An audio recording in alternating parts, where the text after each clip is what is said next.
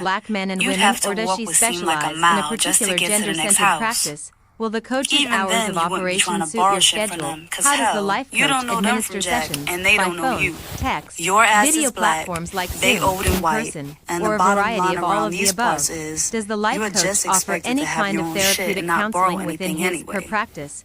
Can the coach Now, I offer don't want to any lie to details you. about his There her were some current blacks in the clients and what they neighborhood, but say? they asses was so uptight. About the coach, are I references figured if available? I asked the question, they want me to pay for the answer. When I registered at the school, I knew that I would be spending even less time there than I had at my other school. There was just nothing live about it. Here, I could put on a Chanel suit, stand on a corner, and meet nothing but the wind, and maybe even a ticket for loitering. I had my driver's license now, but it didn't matter. We only had one car, the Lexus, and it was Santiago's. He promised Mom she was next in line to get her car. I was sure that after her car came mine. But who knew how long that was gonna take? Santiago had to hook everything up just right, so as not to bring too much attention on himself with too many big purchases. After a while, me and my moms were going stir crazy, but we were the only ones disappointed. My little sister's room was so big it was like a separate apartment. Even the twins were having a ball because they had plenty of space to tear up in. At the rate they were moving, we joked that our part-time housekeeper, a little Spanish woman named Magdalena, would be quitting any minute now. What good is all of this, baby, if I can't show it off? I need my family to share in what you've given us. Mama's words were never ignored by Papa. Once she lured him into the bedroom, she would get whatever she wanted. Soon, Santiago agreed to allow Mommy to throw regular Saturday night parties. Invitations were limited to carefully selected friends and family. Santiago spared them no luxury. They ate like pigs, drank from our liquor bar, and powdered their noses with the cane available in candy dishes, usually reserved for jelly beans. They partied every weekend and stayed at our house so late that some of them were there at our breakfast table on Sunday morning. These parties excited my mother and added the necessary spice to our new, boring Long Island life. She got to show off her house, furniture, and all that good shit. As certain people were skeptical about giving us our props before, they had to now, 'cause our shit was official. Nobody from our neighborhood could lie and say that they had what we had. From the way their eyes popped open when they first came to the house, we could tell they had never been in nobody's house that compared to ours. These parties did nothing for me, though. Point blank, I wasn't invited. Even though I was 16, Santiago couldn't get it through his head that I was growing up. Inside, I think he figured that if he treated me like a little girl, I would remain one. Somehow he thought he treated me better than any man claiming to love me would. So that should be enough for me. But it wasn't enough. So I learned to work around Santiago's ways. First, I found the bus stop. That may sound simple, but believe me, it took real detective work. It was about 1.5 miles from our house. I took the bus to the mall. That's when I realized where everybody in Long Island was, at the mall. I cased the place just to see what stores they had up there. They passed my quality test. Coach store, yes. Versace, yes.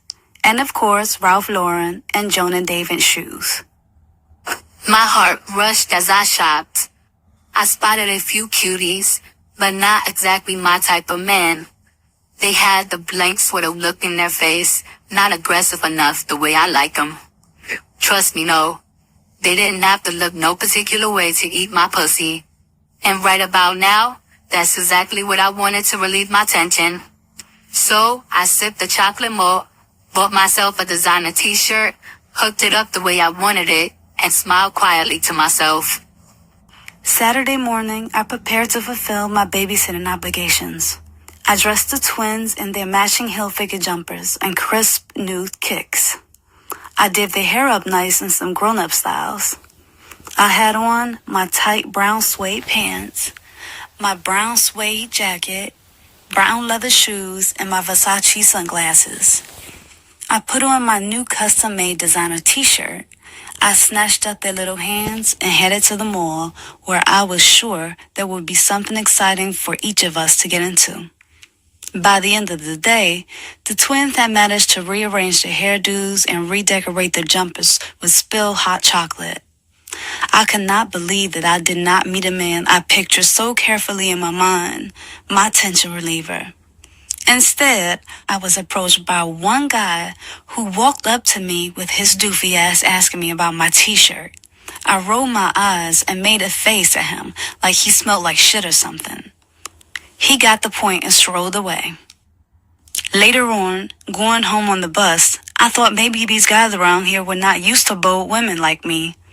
Maybe they were into manners, prissy bitches and shit like that.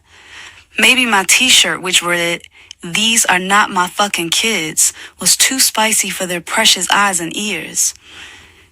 There was no doubt in my mind that I would have to find my way back to Brooklyn on a regular basis to keep my sanity. Chapter 3. "Daddy," I said softly, trying to lean on my innocent baby doll look. "I want to get my hair done at Arlene's next Friday." Sensing some type of plot, Santiago asked, Why would you go all the way to Brooklyn to get your hair done? Can't you go somewhere around here? "Come on, Daddy," I pleaded. "They don't know how to hook my do-up out here. Arlene be having my shit, my hair looking correct." There's plenty of black hairdressers out here. Go to Wyandanch. That's a 45-minute ride. It just doesn't make sense for my baby to be riding a bunch of trains and buses just to get back to Brooklyn. Bus? Train? Trust me, Daddy, I wasn't talking about riding either. I'm straight up hitting you for a ride when you driving on Friday, I said, laughing and begging at the same time. Winter, you know I don't mix business and pleasure. I do my runs solo. I don't want you to have to deal with that or knowing more than what you need to know. It's not smart, and I've never been a stupid man. Just lay low for a while.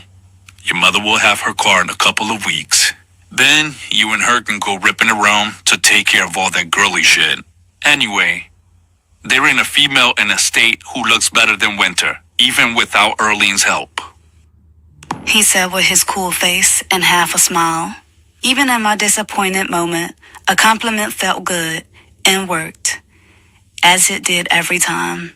I accepted Santiago's rationale and went back to my room to reshuffle my deck and think of another angle to get me into Brooklyn. Days later, I called Sterling, my old sugar daddy, out of the blue. After racking my brain for a plan to get into Brooklyn, I realized he was the only sucker I knew who would get such a kick out of seeing me that he would drive all the way out here to get me. The price of the whole arrangement was that I'd have to tolerate him, act like I gave a damn about him when I didn't. I'd have to think of quick answers to all his wimpy bitching questions about where I had been, why I had cut out on him, why did I never call, blah, blah, blah, blah, blah. Then I'd have to think of a clever way to ditch him, because I definitely wasn't spending my Friday night with him. I have to be firm so he wouldn't start that damn whining. I'd also have to be sweet, so if I had to use him again as my taxi driver from time to time, he would cooperate. The worst thing that might happen is I might have to end up giving him some pussy just to keep him in line, or a quick blowjob while he was driving. I wasn't sweating it though. I had done it with him before, and I could easily do it again, especially to get the hell out of Long Island. Soon as Santiago's legs ripped out of the driveway Friday afternoon, I saw Sterling pull up in his little car with the broken fender. I swallowed hard and got ready to pretend it was a limo. When I told my moms I was going to Arlene's, she wanted to come too. I explained that she could not come because I was spending the night in Aunt Lori's and would not be able to get her a ride back after she finished at Arlene's. She screwed up her face as though she had a problem with me spending the night at her own sister's house. I quickly added that I would be back the first thing Saturday morning to watch the kids. She let go of her anger and I jetted. Adrenaline was pumping in Arlene's. I was like a junkie getting a fix as I got filled in on the what haps around the way. The girls dropped the regular shit on me like who bumping who, who's pregnant, who's paid, who's not, and why. Who's locked down, how long, and who's due to come home. Now Natalie was giving me the elbow, her discreet way of telling me to look toward the door without looking like I was looking towards the door. There go Tasha. She said out the corner of her mouth. Yeah, and? I asked, waiting for the 411 on her. She's fucking with your man Midnight. The information hit me right in my chest. She was talking about my future husband. She's big on him too, especially since he got that new Acura with the rims.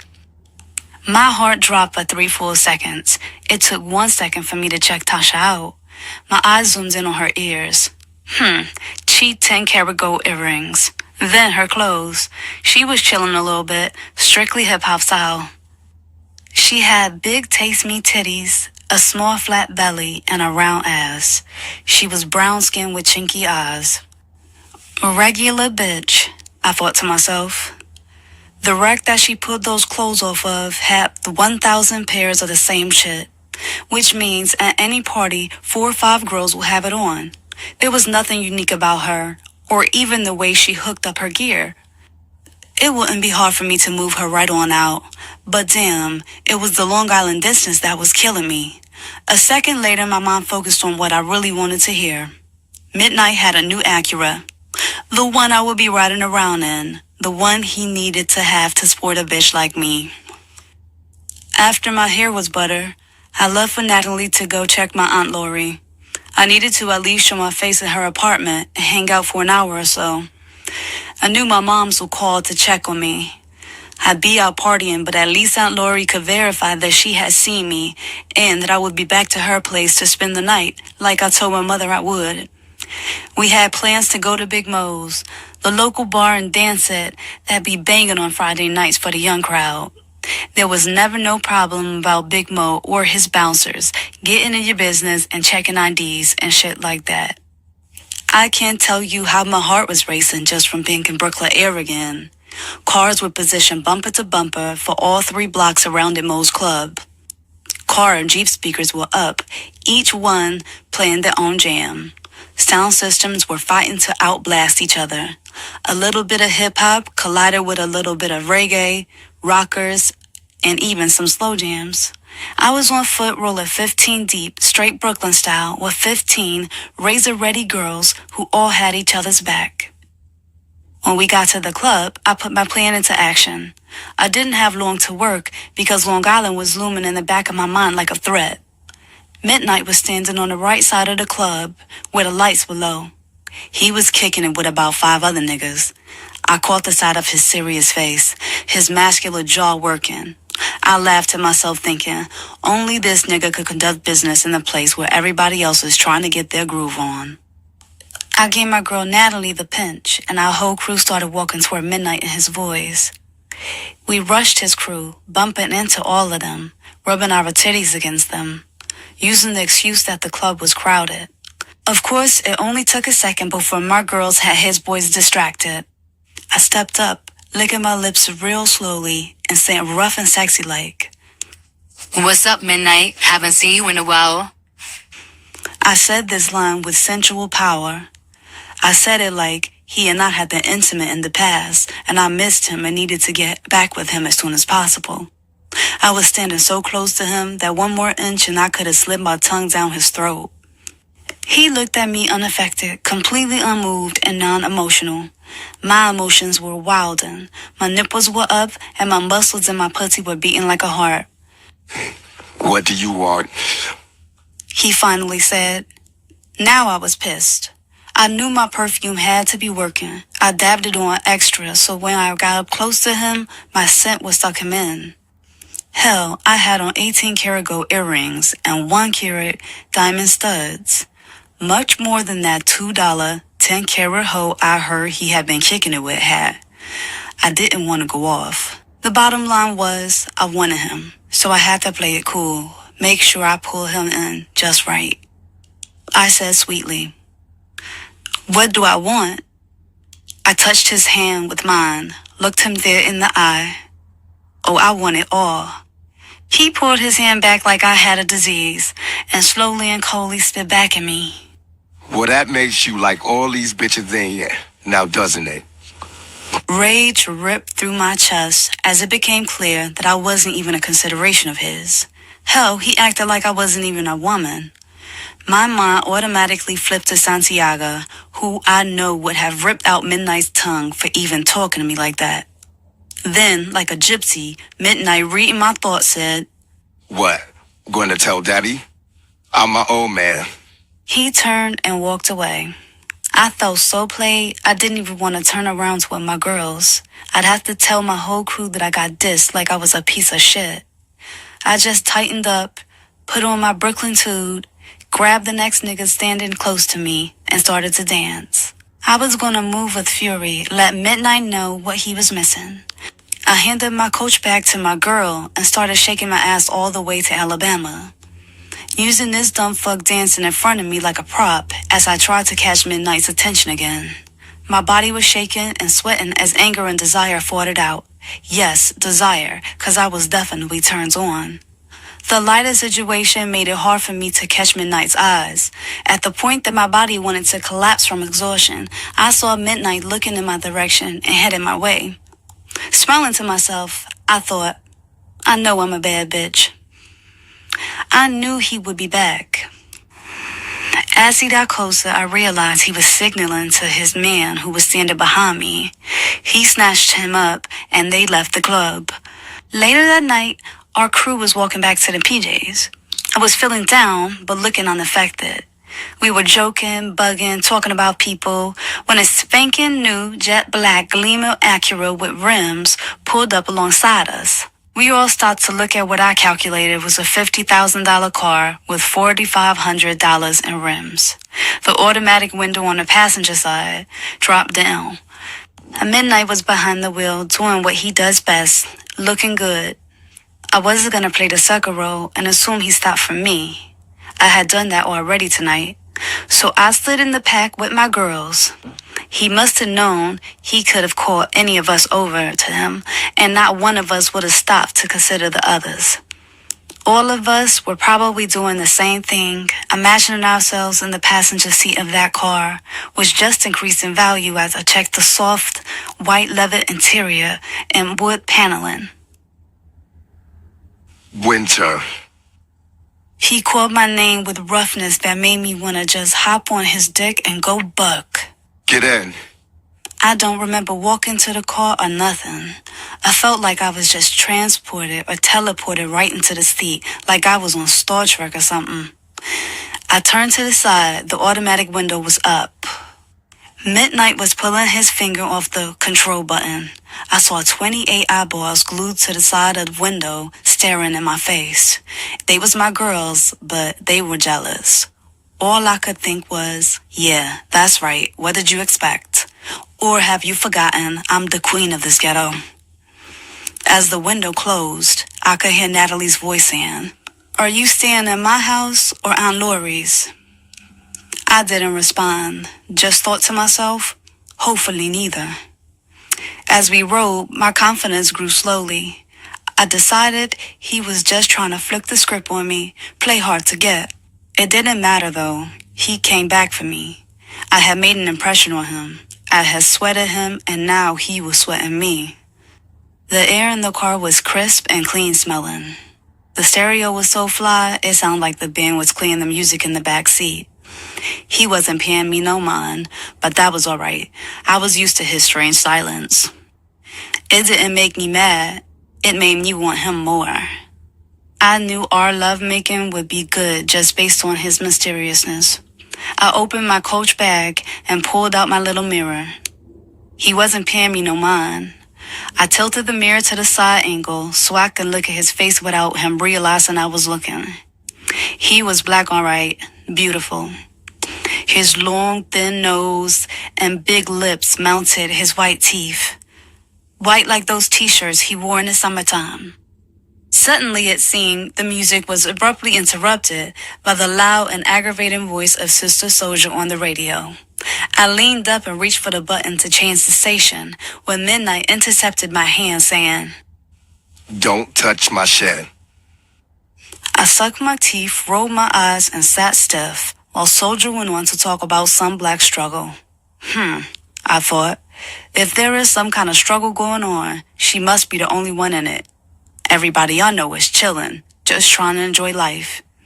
She, on the other hand, with these Friday and Saturday night comments, busting up the radio hip-hop flavor mix, is the only one who is always uptight. I had every reason to take it personal. She started talking about how young black drug dealers are strong black men in the communities, but need to change their line of business because it's destroying the community. As far as I'm concerned, Soldier is just somebody who likes to hear herself talk. She obviously didn't know the time because the drug dealers don't destroy nothing. If there weren't people online to buy the product, then there would be no business. No drug dealer I know ever forced anybody, not one person, to take drugs. People do it voluntarily. They do it by choice. The niggas I know who sell drugs be trying to help the stupid crackheads. They be telling them to slow down and asking them, are they sure they want to sell their last whatever just to get a hit? I even know a dealer who told this pregnant girl he wouldn't sell her no more crack until after she had the baby. She just took her dumb ass to somebody else and got the crack anyway. Then, when she had the baby boy, she tried to sell him too. Now whose fault is that? People do what they want to. Maybe that's the problem. Maybe Sister Soldier just wants people to do what she wants them to do. Why you even listening to this bullshit? What the hell do you know? Where are you taking me? Home, little girl. Your father pays me and asks me to bring you home. I thought you was your own man. For $150, I'll run an errand. His business. I pick you up, drop you off, collect my dough, and I'm out. The $150 transaction was as smooth and non-incidental as a messenger service dropping off a package. After handing Midnight the money and closing the door, my father walked silently through the living room and into the den. The room was dark. He sat down, leaned back in his chair. The moonlight through the blinds lit half of his serious face. Winter. He said softly, "Yes, Daddy?" I asked. What made you think you could spend the night in Brooklyn? I asked Mommy. I wanted to see my friends. Natalie and me were supposed to. I guess you're not understanding. Not understanding what? I asked, checking my tone to ensure that I was not sounding disrespectful. Something Santiago doesn't tolerate. Who you are, who I am, who we are. He said each word with precision. He was starting to sound like some type of philosopher or something to me. This whole thing wasn't making any type of sense. You're my daughter. You just can't wander off and go anywhere unprotected. Anywhere, I said, upset. I went home. I went to Brooklyn. I went to the only place I know, where my peoples is at, where everybody knows me. Those are my streets, Daddy. Do you think those streets love you? Those streets don't love you. They don't even know you. You could walk around those streets 1,000 nights and 1,000 days and they wouldn't even know your name. The streets don't love nobody. It was crazy. His words were making me feel uneasy and I couldn't connect. I didn't like the feeling. I was used to feeling relaxed and in control. So what are you saying, Daddy? Are you saying that I can't go home anymore? No, I'm not saying that. 'Cause, Daddy, I'm not hiding from anybody or scared of anything. You taught me that. It's not about hiding. It's about being smart. I taught you that too.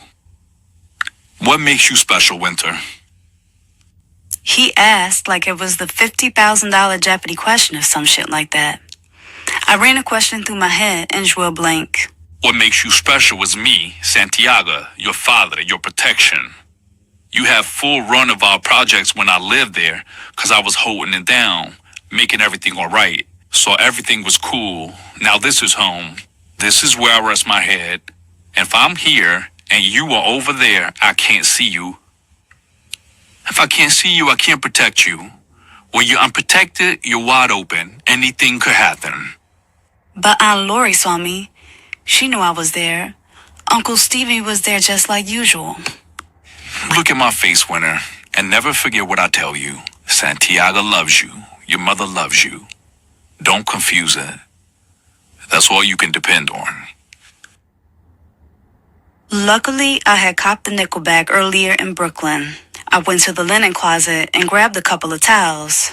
I closed my door, pulled out my pack of incense. My mom shouted, "Hell no, the incense is a dead giveaway." I went to my bedroom window, opened it, and decided I'd let the breeze in to whisk the smoke out.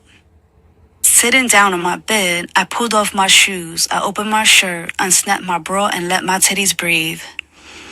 I slipped on my slippers, walked to my dresser drawer, stuck my hand underneath the folded blouses, and pulled out my Philly blunt. I cracked it open, took the tobacco out, flushed it down the toilet. I put the weed in, wrapped it, licked it, and stuck it under my nose as a teaser to my appetite. Yes, I needed to relieve my tension. I'm backed up sexually, stuck in the suburbs, and my dream lover is a mummy. Just as I went to position the towel to jam up the space in the door, my mom's knocked and without hesitation pushed open the door gently. I got up, threw the towel on the bed to cover up the blunt I had lying there. "Hey, Mama," I said, trying to act casual. I checked her face. You could always tell when Santiago was upset because it showed on my mother's face. Your father really went off when I told him you were spending the night in Brooklyn. "Yeah, we talked," I said, hoping to avoid 2 speeches in one night. I tried to get him to loosen up, but you know how that goes. She admitted. "Oh, that's a fly design you got," I said, checking her freshly sculpted, painted, and immaculate nails. "Where did you get them done?" A little shop about 15 minutes away. Santiago took me. "What else did you get? Don't be holding out on me. I know you got something else." Just a little dress for me to rock tonight at my party. She said. "Yeah," I replied, disinterested. I know. That's how I'm starting to feel about these parties, too. I just need to get my whip so I can get in, out, and around. "When do you think you'll get it?" If I have it my way, and I always do, I'll get it next weekend. She smiled confidently. "Yeah, but the way Santiago was talking, even after you get it, we ain't allowed in Brooklyn. Now you know that's crazy." He's just protective, and sometimes he overdoes it. But girl, we can sneak. She said, smiling. Her mahogany skin was glowing in the dim light. Mommy was pretty, all right. A definite advantage to having babies at a young age. You get to chill with your moms like she's your sister or something.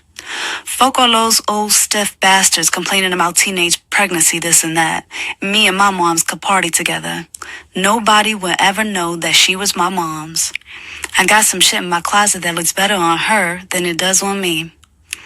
I know some niggas from around the way in Brooklyn who'd rather fuck her than me. Now, they never admit it. It would be suicidal. Santiago would. Oh yeah, just the thought of daddy snapped me back into reality. Sneak to Brooklyn, I laughed. Santiago runs Brooklyn. There's no sneaking in and out of his territory. Hell, he beat midnight at the club and had him bring me home. Embarrassed the shit out of me. How did he know I was there? Well, you know Big Mo got an answer to Santiago. Mama said, being vague. Speaking of midnight, I'll bet you liked riding in his car. She smiled knowingly. What? I played it off. She laid back on my bed, rolled over, and started tickling me like I was a little girl or something. Hitting on my secret spots, I cracked up with laughter. "Midnight's cool," I said matter-of-factly. Don't front on me, little hooker. She said like she was really one of my girlfriends. I see the way you look at him. "When?" I asked. When? Okay, when you were 13, when you were 14, when you were 15, and when you were 16. He's a good catch, though. A good man. Loyal, paid, strong. "He don't like me, though," I said, admitted something I would never tell one of my girlfriends. It's not that. Midnight just likes life. Santiago would squeeze the life out of him. I wish that were the truth. No, I'm saying, I wish it was that he was just scared of Santiago. I'm saying, he straight up don't like me, period, as a woman. He talks cold, says very little. He didn't even want to be nice to me on the way home. Trust me, there is no way he don't like my baby. You're young, fine. You got everything a girl could want. Pretty hair, beautiful eyes, clothing, jewels. It's gotta be Santiago standing in the way. So when you think Santiago will stop standing in my way? Who knows? She said, exasperated. My mother got up and headed toward the door. As she stepped out of my room, she leaned her head back in and smiled. And don't light up that joint in the house. That will really make Santiago snap. Then I thought to myself, it seems like the both of them know everything. But nobody was gonna stop me from getting my buzz on. I crawled outside my window, sat on my little slanted side of the roof, and puffed on lie in the spring breeze and moonlight. After the feeling of no worries came over me, I leaned back, closed my eyes, and drifted into the night. We were all seated in the family room. Santiago was playing chess against himself. My mother was flipping through her hundreds of album covers, her collection. My sisters were all glued to the television watching the Cartoon Network. I was reclining in a chair, redoing one of my fingernails when the doorbell rang. Santiago answered. When the door opened, he stood face to face with Midnight. Midnight looked Santiago dead in the eye and said, "We need to talk." Santiago led him into the den. I jumped off the recliner chair and tiptoed to the den door, plastering my ear against the side of the wall. Midnight told Santiago slowly and respectfully, I know you love your daughter, and so do I. I know what I need to do as a man. I've been working on it for a long time, and I know I'm ready. Santiago's face first held a look of surprise, then grew vexed. He remained cool as he leaned forward about to speak. Midnight quickly went on. I know what I need to do as a man. I've been working on it for a long time, and now I'm ready. I wanted you to be sure that I'm for real. That my love for your daughter is for real. Midnight reached into his inside pocket and pulled out an elegant black velvet ring box. He cracked it open, and the 2-carat diamond sparkled. My nosy eyes beamed in on the stone. I want to marry Winter. I want to surround her with the finest things in life like she deserves, like you always have. My finances are solid, stashed away, ready. Maybe we'll buy a house up here, live next door to you. Santiago smiled at the idea of keeping me within arm's reach. My inside screamed, "Hell no, not here." My heart interrupted and said, "Okay, anywhere, you fine-ass paid motherfucker." Santiago said, Winter is still young. Yes, young and beautiful, like your wife was when you two married. Santiago checked Midnight's face to make sure that Midnight meant no ill by his comment. Then Midnight took control. I respect you as a man, Santiago. I always have. I value your business, and I'll serve you well. But I'm my own man, and this is what I want. So what do you have to say? What's this up? Santiago embraced Midnight. As Midnight's face pressed against Santiago's shoulder, he looked at me and said, with that masculine authority that made me hot, Pack your stuff, shorty. It's me and you from here on out. Excited, but not wanting to appear desperate, I threw her hands on my hip and said, "Let's see what you have here." Midnight opened the box and took out the ring. As he placed it on my finger, the phone rang, jerking me out of my sleep, ruining my dream. If only it had rung after the love scene. I snatched the telephone as my sleepy eyes checked the digital on my dresser. 6 o'clock in the fucking morning. What do you want? It was Natalie. She laughed. My long distance is working. Hey, wake up, hooker. So what happened? Where did you go? Did you get it? How was it? Was it small? Was it big? She fired questions like bullets. My mind was still sleepy. I needed enough energy to get my lies straight, 'cause I was definitely about to tell some lies. We went out for a late night, early morning breakfast. Where? She demanded. He took me to one of those big fancy diners out in Queens. He had steak and eggs with potatoes. I had the shrimp and fries. Shrimp and fries? That's not good breakfast food. Girl, you know I don't eat breakfast. Anyway, get to the good part. Before I could even start talking, she was filling in the blanks for me. Oh my goodness. Wait till Tasha finds out about this. It's on now. Now, Natalie bringing that whole Tasha's name up only gave me fuel. After breakfast, me and Midnight got back in the car. He took me to one of those lookout spots by the river. He started kissing me. Girl, his lips was so big and warm. He started rubbing my titties with those big-ass strong hands. Girl, I thought I was gonna explode. He started taking off my shirt, and that's when I went Brooklyn on his ass. What? What happened? I told that nigga, look, don't try to play me out. If I'm gonna take off my clothes, you gonna take yours off too. You wanna see my body? Oh well, it's all here, but I wanna see your body too. No, you didn't. Yes, I did. I lied. So what happened? He took his shirt off and said, now you take off yours. So I did. He took off his pants and said, now you take off yours. So I did. Oh shit. Then what? He took off his drawers and said, now take off yours. Did you? I damn sure did. Girl, I looked at his big-ass black bullhorn slaying against that soft white leather car seat, and that was it. We got busy. Was anybody looking? Hell no. I don't know. We weren't worrying about that. After that wild sex, we just chilled butt naked. Him and his feet butt naked, me and my seat butt naked, puff and lie. Get out of here. You lying. Girl, that's for real. I made sure my sweat sunk into that car leather just to let every other bitch know I was there. The next bitch that gets into that car is gonna smell me all over. We both laughed.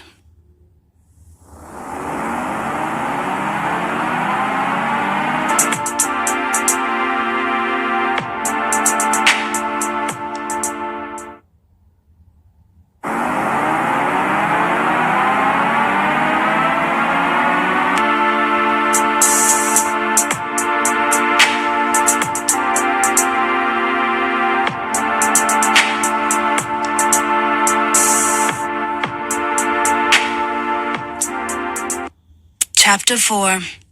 The next weekend came so swiftly. It was 12 noon when I woke up. It was my mom's voice. She was going off about how she was not spending another day caught up in the house. Where was her fucking car? She wanted to know. Today is the day. Today is the day my fucking Benz is supposed to be parked outside my bedroom window with a big red bow on it. Where is it? She demanded. The tone of my mother's voice was rare. I could hardly say I ever remember it being that rough. All I could think is here go two Concorde jets about to have a head-on collision. My 3 little sisters came running into my room, stuffing their little bodies under the covers with me. I expected to hear Santiago yell back, but he didn't. Instead, my mother just continued blowing her cool and doing something she told me not to do. She was making it clear who the boss was. A real woman was not supposed to do that. A bad bitch controlled without a man ever knowing that he was being dominated. A bad bitch was so slick that she made him think he was calling the shots while she planted the seeds and was the owner of all his thoughts. Not today. My mom's told Santiago she didn't want to hear no shit.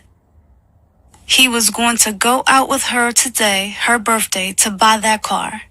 She was leaving with him, she instructed. After his business was transacted, Santiago was to buy that car she had been holding her breath for. She wasn't interested in no other presents, no matter what they were. Through the walls, I could hear the bass in Santiago's voice, but not his exact words.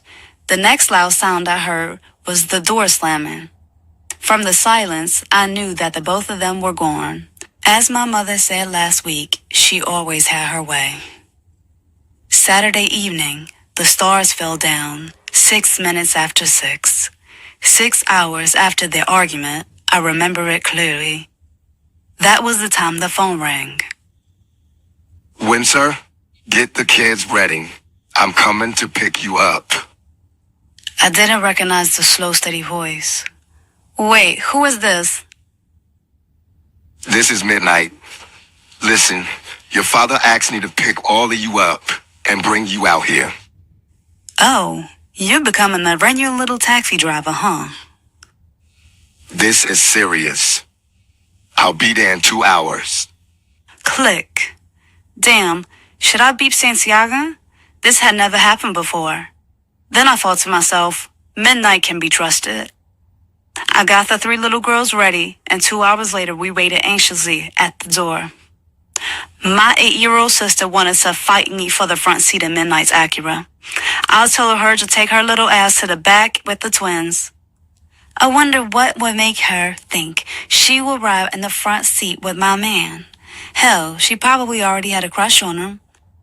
Younger girls start getting horny at a younger age every year. Where we going? I asked. My heart was filled with all kinds of feelings. We have to rush. Just get in. I'll tell you when we get there. It's not for little girls to know. Midnight tried to fill up the empty space with the radio. Other than the music, we rode in complete silence while one of my sisters tried to peel the last bits of sticky paper off her now-related candies in the back. Oh my gosh, I thought to myself.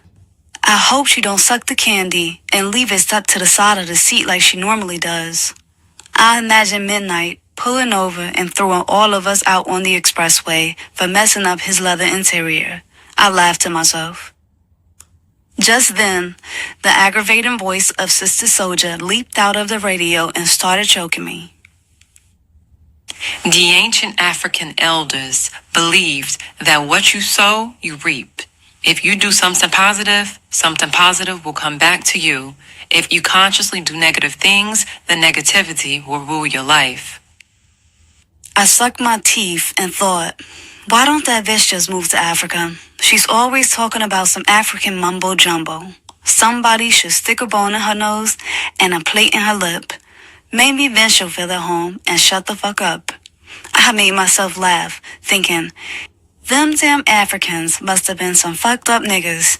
If they believed doing something positive caused positive things to happen, why are their asses all fucked up, bald-headed, naked, starving, stinking, and the whole nine? They must have been doing some foul shit. Hell, that bitch don't know. She just be talking a tarp.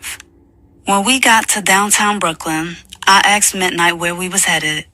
He was turning right. Our old neighborhood was to the left.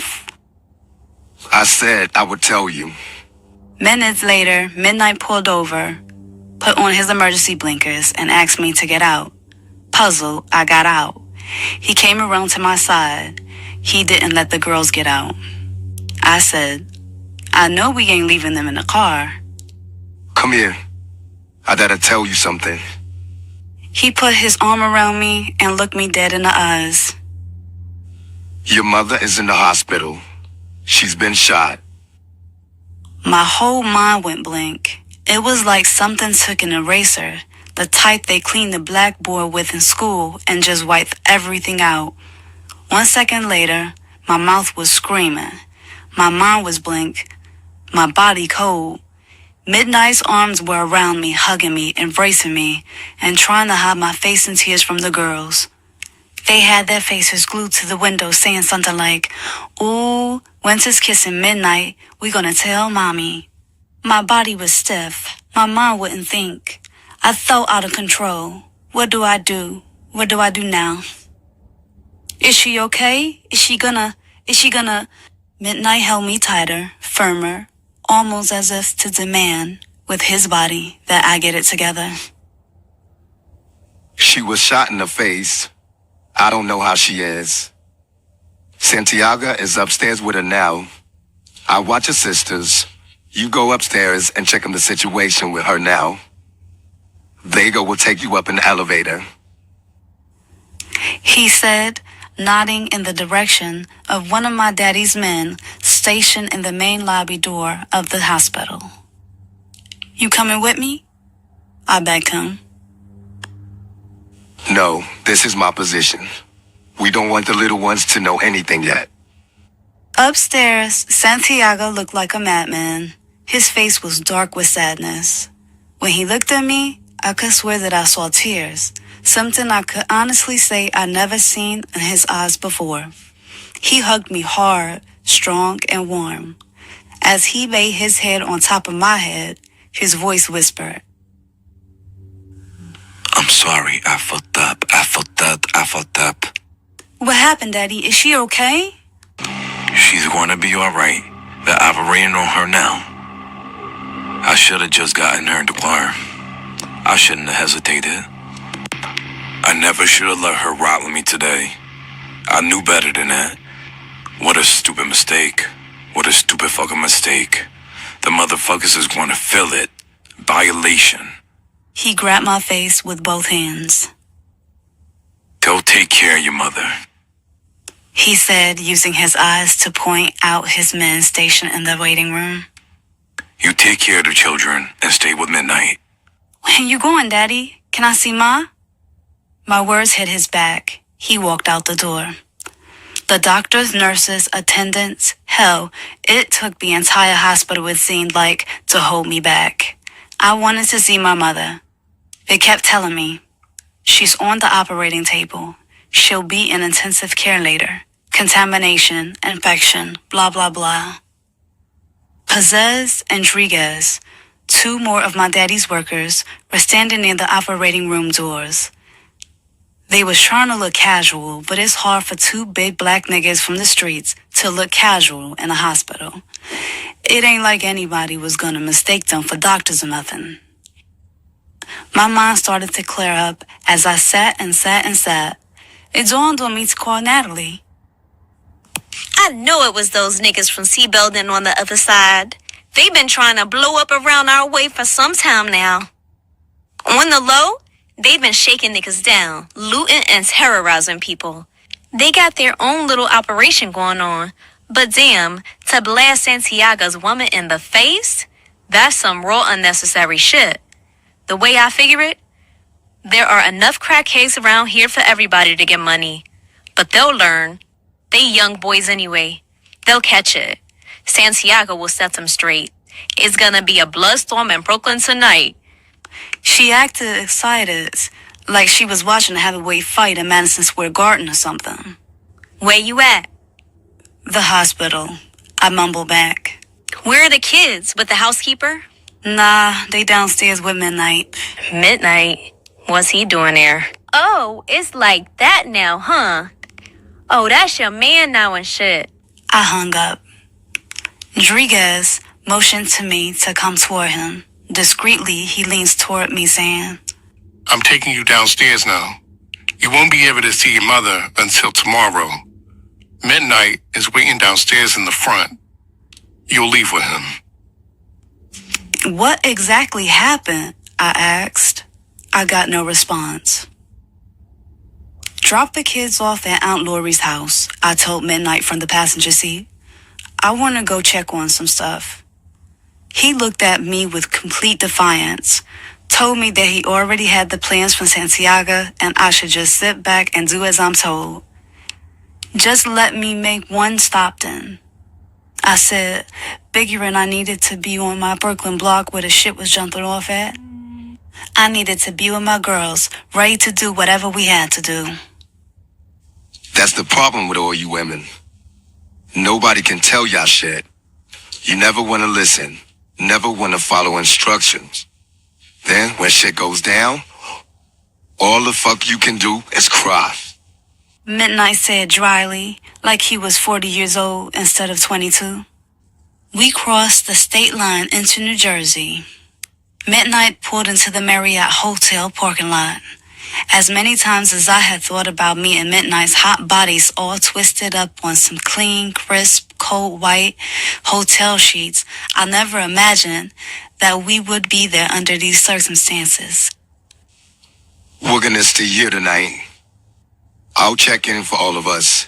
Most likely nobody will ask, but if they do, we're one family renting a suite. My name is Cooper. Hooper, is that your real name? See? You don't even know my name. Remember that. I thought to myself, is that supposed to be some kind of fucking answer or something? The suite was immaculate, top of the line. I couldn't have asked for more if I was on a honeymoon.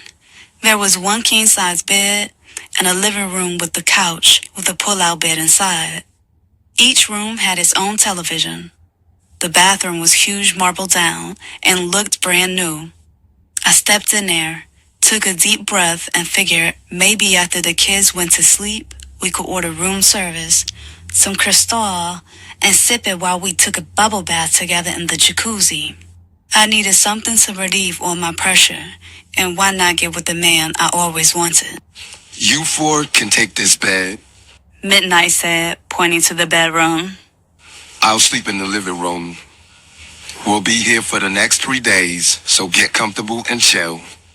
You three, don't make a mess. He said with a certain joking tenderness that must be reserved only for children. 3 days, I hollered with my hand on my hips. Can I talk to you for a minute, please? I pointed toward the living room. He rejected my order, turned the television to the Disney Channel for my sleepy sisters, then came into the living room at his own pace. What is this shit about 3 days? I have one dress with me, the one I'm wearing. The 3 little bears have no clothes and already have spilled shit all over themselves. My mother's in the hospital. I want to see her. I need to know what's going on. I'm not down with this Mission Impossible shit. And as for that shit you was talking in the car about women crying when shit breaks down, that's bullshit. I'm a fighter. I've held heat before and I know how to use it. I can cut a bitch with my razor so fast and so clean, she wouldn't even know what happened until she bled to death. The problem with you, Midnight, is you think you know everything. What you're not understanding is that I can help. I can be your right-hand man. Just let me know what's up, what's going on. Nothing moved except Midnight's jawline. Something Mama said was a definite sign of a man's anger. He reached in his back pocket, pulled out a stack of bills. First thing in the morning, I'll take you out to get some clothes. Don't worry. I realize you're a high-maintenance bitch. Gotta keep you up in the style you're accustomed to. How many fighters do you know find themselves in the middle of a war and all they can think about is fashion and the clothes on their back? Hell no. You won't ever be my right-hand man. I was impressed with the big stack of bills and excited about going shopping. I wondered if this was his money or if Santiago had given it to him and he knew all this time that he had orders to take me shopping. Maybe it was a little bit of both. Maybe he was using his own money but knew Santiago would pay him back. Okay, one last question. I pushed, knowing I was aggravating him, yet enjoying the attention.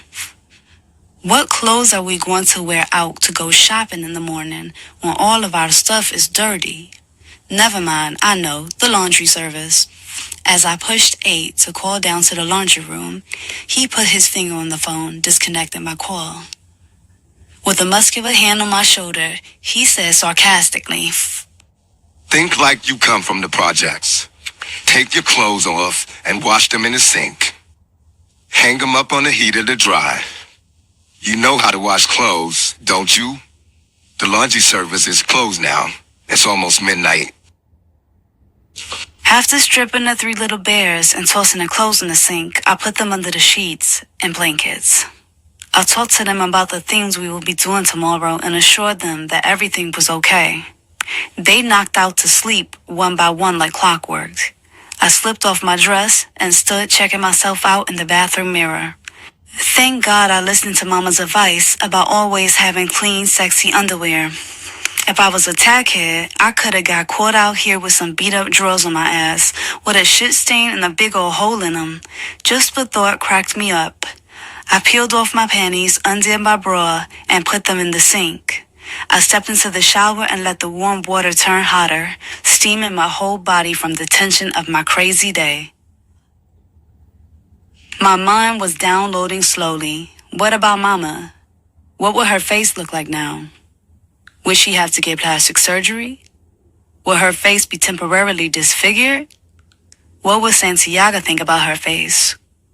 Of course he would make sure that she had the best medical treatment and everything. How long would she have to stay in the hospital? Oh my gosh. Would I be a professional babysitter getting stuck with my little sisters? Santiago would definitely have to hire the housekeeper full-time instead of part-time to watch the kids. What about Midnight? What was his beef with the world? Or was it that he just liked pissing on my world? For once, Mama was wrong. She told me that Midnight wanted me. She told me that only his fear of Santiago stood in the way. But that was not what I saw in his eyes, fear. He never seemed fearful of anything or anyone. He just straight seemed disinterested in me. Now, he and I were forced together for 3 days, like being stuck on a deserted island. If I was the last woman on Earth, would Midnight turn me down? What the hell could he be thinking? Stepping out of the shower, I grabbed 2 towels, wrapped one around my wet hair and the other around my body. I swerved into the living room where Midnight had positioned himself in front of the TV. His dress shirt was open. Underneath, he was wearing one of those crisp white undershirts.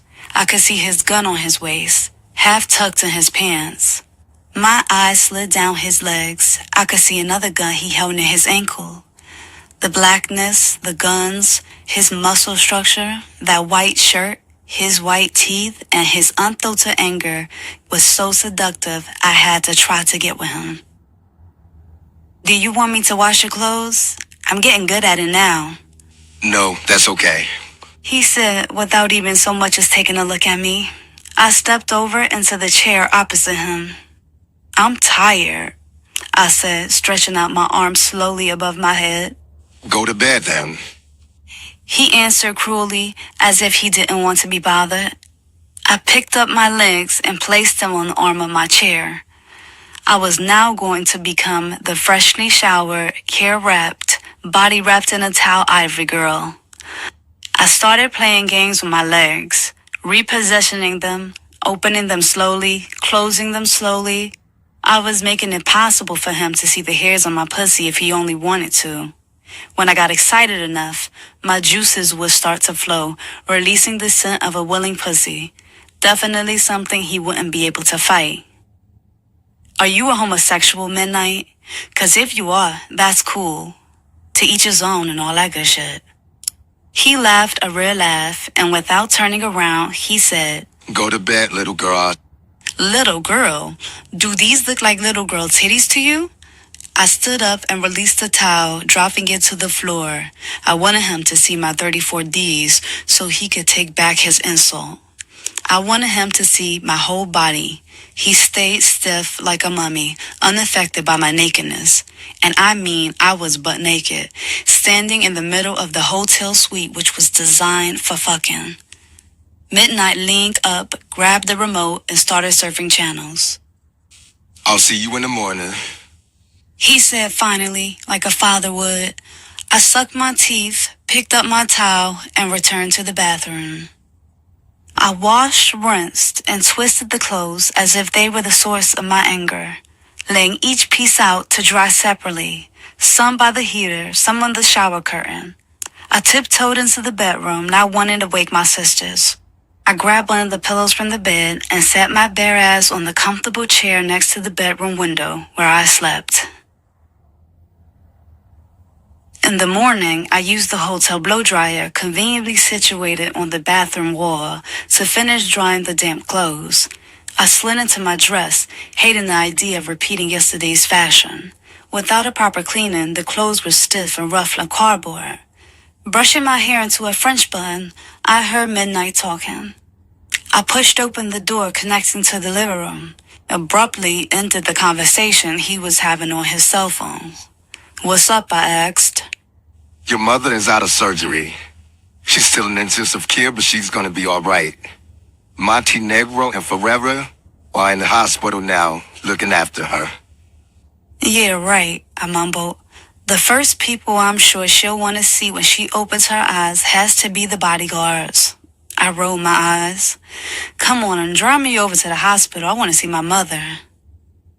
Nah, your father said you should relax. We'll get the kids ready and all go shopping. They should like that. They could run a little. Santiago called? You knew I wanted to talk to him. "Why didn't you call me to the phone?" I screamed. Take it easy, Winter. I don't know how it happened, but just then I lost control. "Is it that you don't hear me, or am I speaking French, motherfucker? I want to see my mother. I want to talk to my father." I turned quick and grabbed the hotel phone so I could beep Santiago.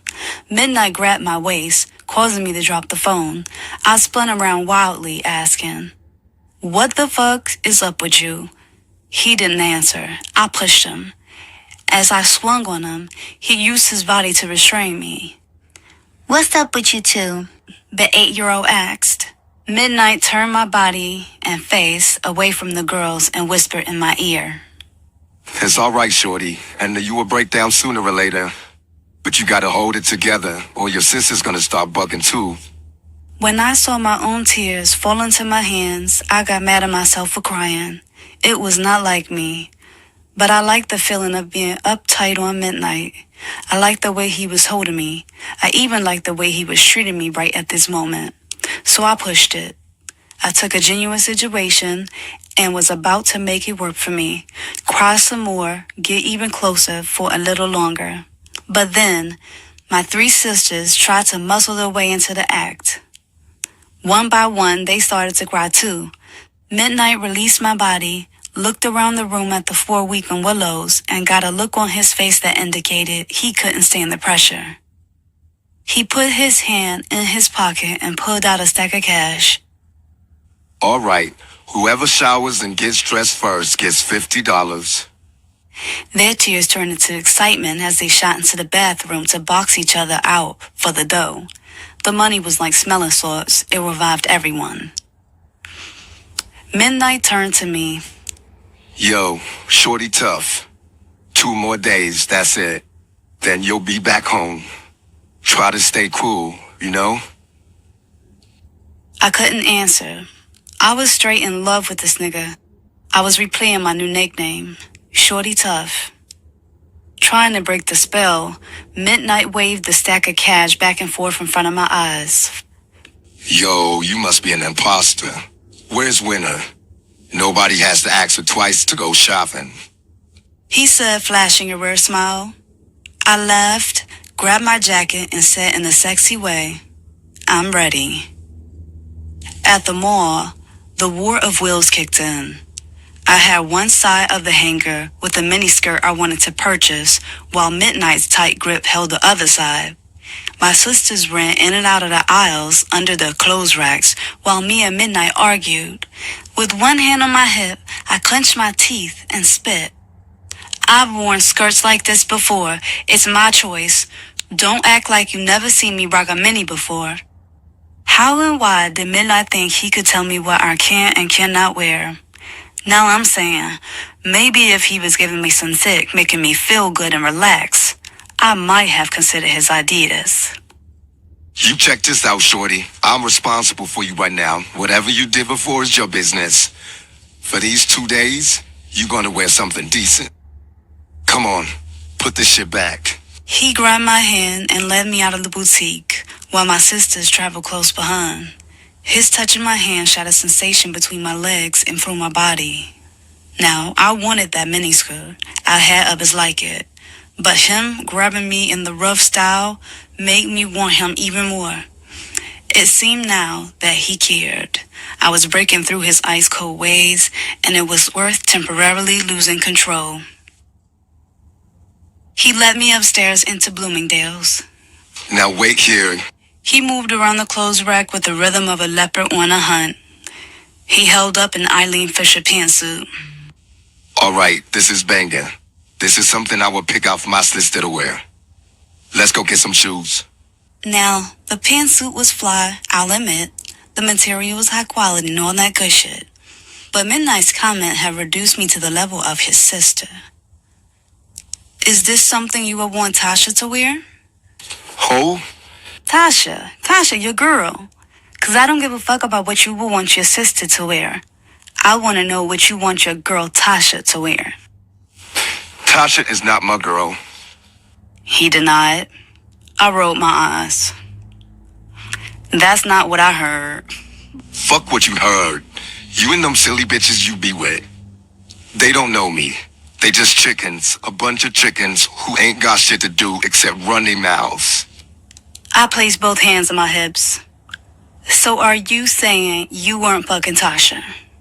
Is that what you want me to do to you? Fuck you and talk about it with some other hoe? I weighed his words, thinking, is this some type of trick question or something? Yes, I did want him to fuck me. Hadn't I made that clear? No, I didn't want him to talk about me with some other hoe. I want him to myself. Was he calling me a hoe? Fuck it. Wear what you want to wear. He said, frustrated. I doubt all the things he liked from me. We picked up some clothes for the kids. We ended up in FAO Shorts toy store. Midnight wanted to find me some games for the girls to play with to minimize their missing mommy and daddy, and most of all, to stop them from asking too many questions. The more fun they had, he figured, the less questions they would ask. When we were finished, we had so much shit it looked like a late Christmas. We had so much fun we had forgotten about lunch and had worked up quite an appetite for dinner. It was clear to me that Midnight was in control for now. So I didn't even ask where we were going to eat and tried to give directions. I just sat back and waited for him to take us to the spot of his choice. We went to the North American Lobster Company somewhere in Jersey City. I felt nothing but delight. The tables were big and round. Each one had a beautiful candle centerpiece with sexual flicking flames. The male customers wore white shirts and ties, placing their business jackets carefully over the back of their chairs. The women quietly talked to their mates, their faces soft and expressive. 100% class. There was no doubt that Midnight was as smooth as Santiago. He was made just for me. He lifted Mercedes and Lexi into their chairs, pulled the chair out for Portia. Do you have kids, Midnight? Silence. Answer the question, I insisted. You ever seen me with a kid? He asked, now aggravated. That's not the point. A lot of niggas got kids everywhere, but you never see them. Yeah, well, I'm not a lot of niggas. If I had a kid, everybody would know. I felt easy again. How old are you anyway? I asked, already knowing the answer. You starting to sound like the police. Not hardly, I said, smiling real sexy-like. I'm 22. Without missing a beat, without being asked, I responded, I'm 18 in 3 weeks. He looked at me serious-like. Lying sure comes easy to you. You don't have to take a breath, blink, twitch, nothing. The lies just roll straight off your tongues. How old do you think I am? I asked Midnight. Portia jumped in. She's 16. She'll be 17 in January. I pinched her leg under the table. Back in the hotel room, we played Go Fish, Pity Pat, I Declare War, Old Maid, Candyland, Trouble, and Sorry, before the 3 little ones passed out. Everything was less tense than yesterday evening, and for me, this meant an opportunity. Before I could organize my approach, however, Midnight grabbed the remote and clicked on CNN News. I got up and stood in front of the television. He had entertained the kids. It was time for him to entertain me. He got an instant look of disgust on his face. Why don't you do something with yourself? Asked Midnight, annoyed. I glanced up toward the mirror to check my appearance. I looked good to me, so I asked, something like what? I don't know. What do you do? What are you into? My mom drew a blank. So what's up, shorty? What's the answer? I smiled, liking the fact that he was playing with me. The answer to what? I asked. He shook his head as though I was frustrating him or something. What? Is there something you want to hear? Something I'm supposed to say? What? I asked the question. What are you into? What do you like to do? My mind started clicking. I like to enjoy myself, I said with much attitude. What do you know about that, Midnight? I like to feel good, relax, get high, fuck, dance, shake my ass, shop. I like to be turned on. I'd love to turn another motherfucker on. What do you read? What's the name of the last book you read? I like movies. I like chilling with my girls. Matter of fact, if I wasn't stuck here with you, I have plenty of good shit to get into. What you gonna be when you grow up, Winter? Whatever. Maybe I'll get a job like yours, I said, cutting back at him and letting him know me and him are the same kind of people. I got plans. He said, going back into himself. Midnight went over to his leather bag, unzipped it, and said, Here, pick out a book or a tape. Do something with yourself. Just stay on my way. The Art of War, The Wretched of the Earth, The Judas Factor were a few of the books Midnight had in his case. They didn't look interesting to me, and I wasn't gonna read some shit I didn't like just to get his attention. I went for the tapes. He had Sade, I'll Be Sure, Stephanie Mills, and Vogue and Blackstreet. I snatched up his Walkman. The wire for the headphones was twisted in between Midnight's wallet flap. When I pulled the Walkman's wire, the wallet flicked open. With my back to him, I went through his stuff. He had a picture of a dark-skinned older woman. She looked about 30-something. She had dark eyes and was wearing a scarf. The next window was a picture of a girl. She seemed about 14 years old, with a cute little face and big innocent eyes.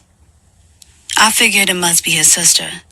She seemed way too young to be his girlfriend.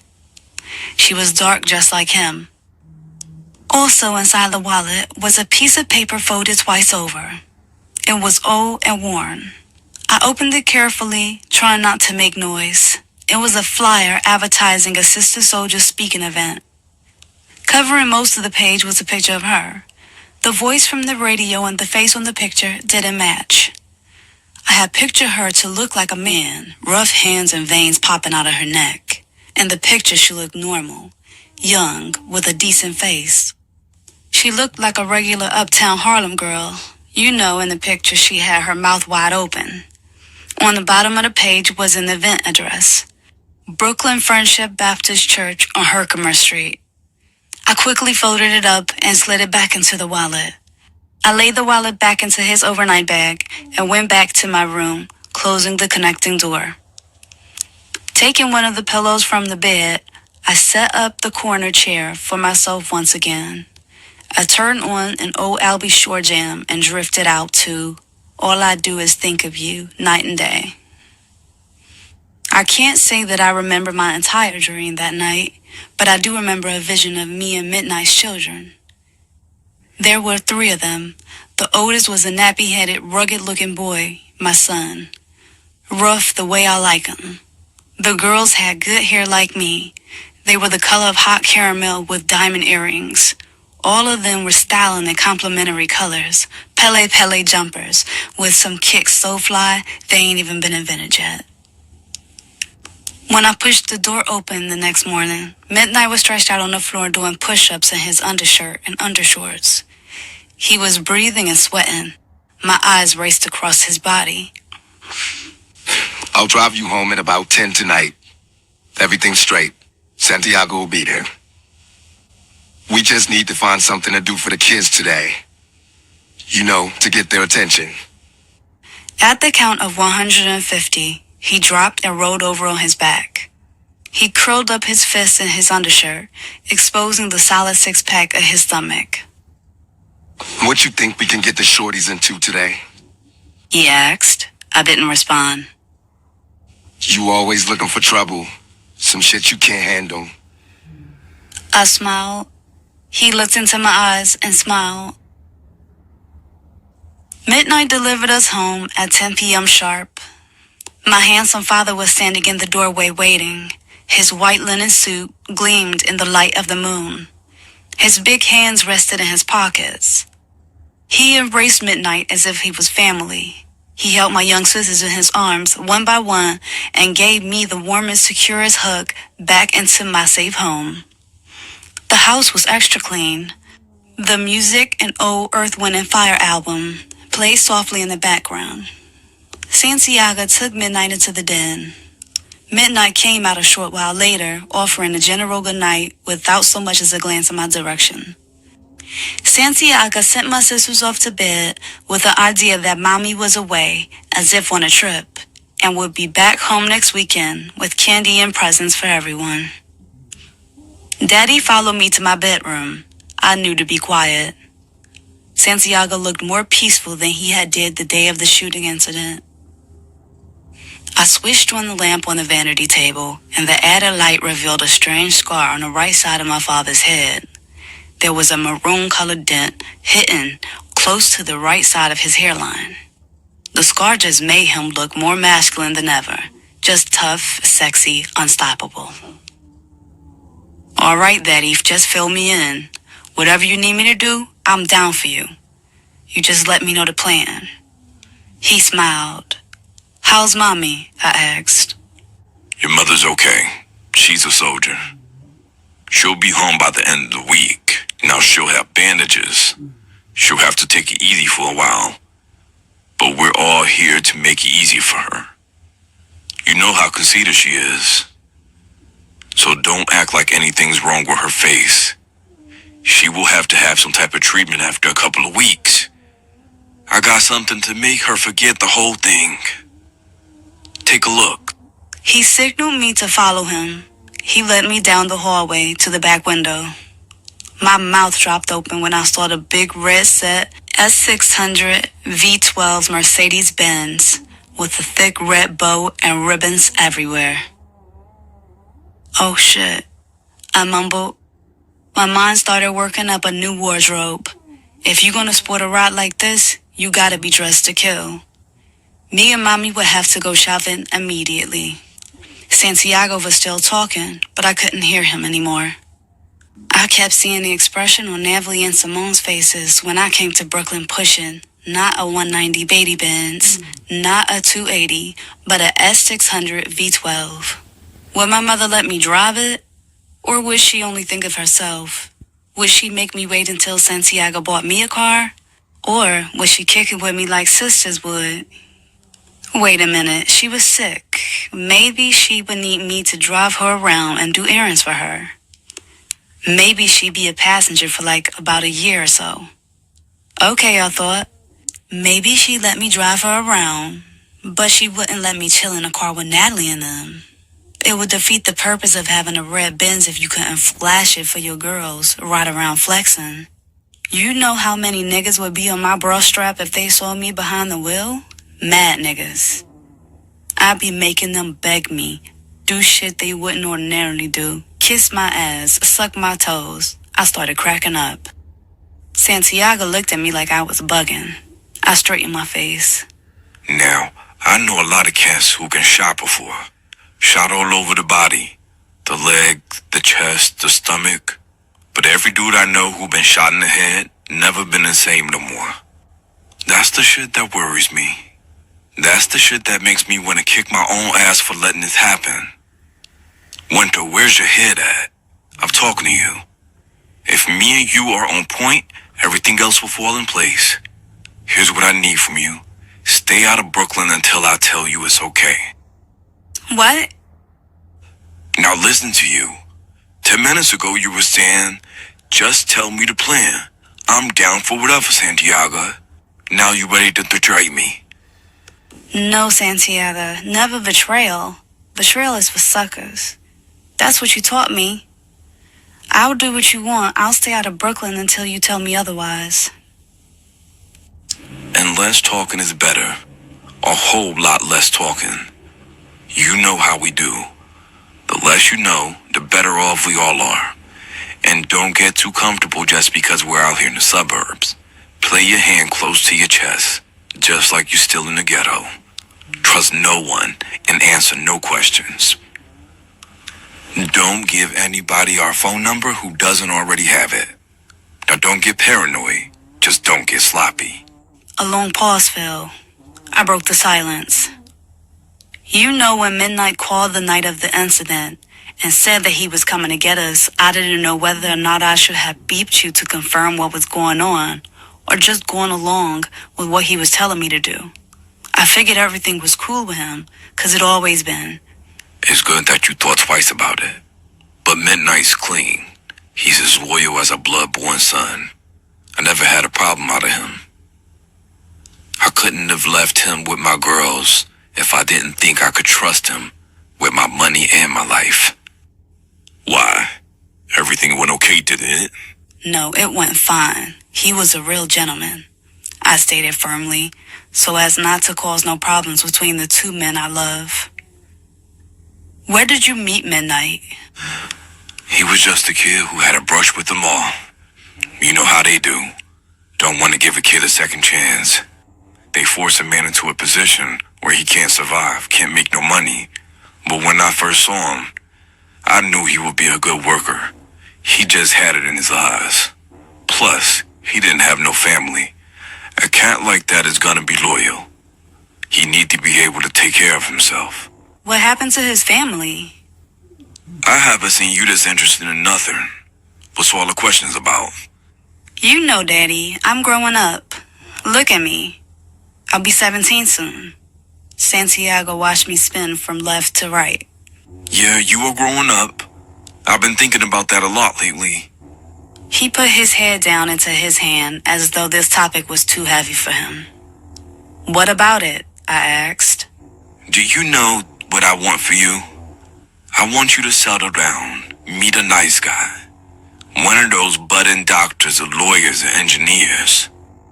You talking crazy, Daddy. No, seriously, Winter. My life from the outside is all good, but believe me, whether it's actually all good or bad, right or wrong, there's no letting up. No time to relax and just enjoy life. It's right when you think you've made enough big moves. Now you can take a deep breath. That's when the next guy gets you. He'll figure he caught you sleeping, call you a tired old fool, and move on you. Nobody wants to be all the time with one eye open looking over your shoulder and one eye at the door. You, Winter, you deserve better. You deserve to relax, kick back, have the easy and finer things in life. No stress. One of these big-headed doctors, lawyers, engineer boys around this neighborhood can give you that. Men in Midnight's line of work can't.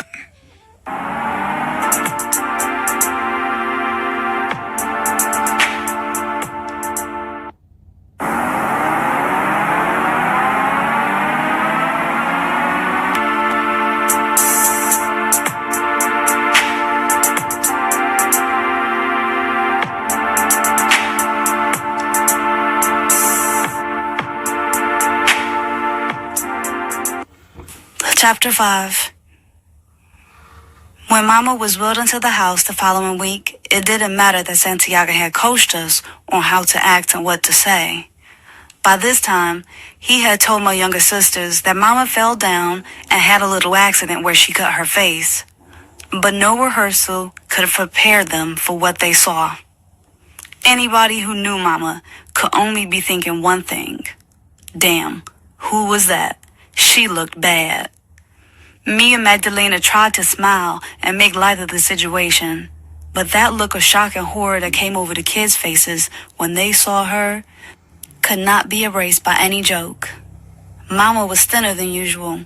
The area around her mouth was twisted and disfigured. She still had a piece of bandage covering a small piece of her face. There was only one thing I was sure of. I would be driving the big Benz.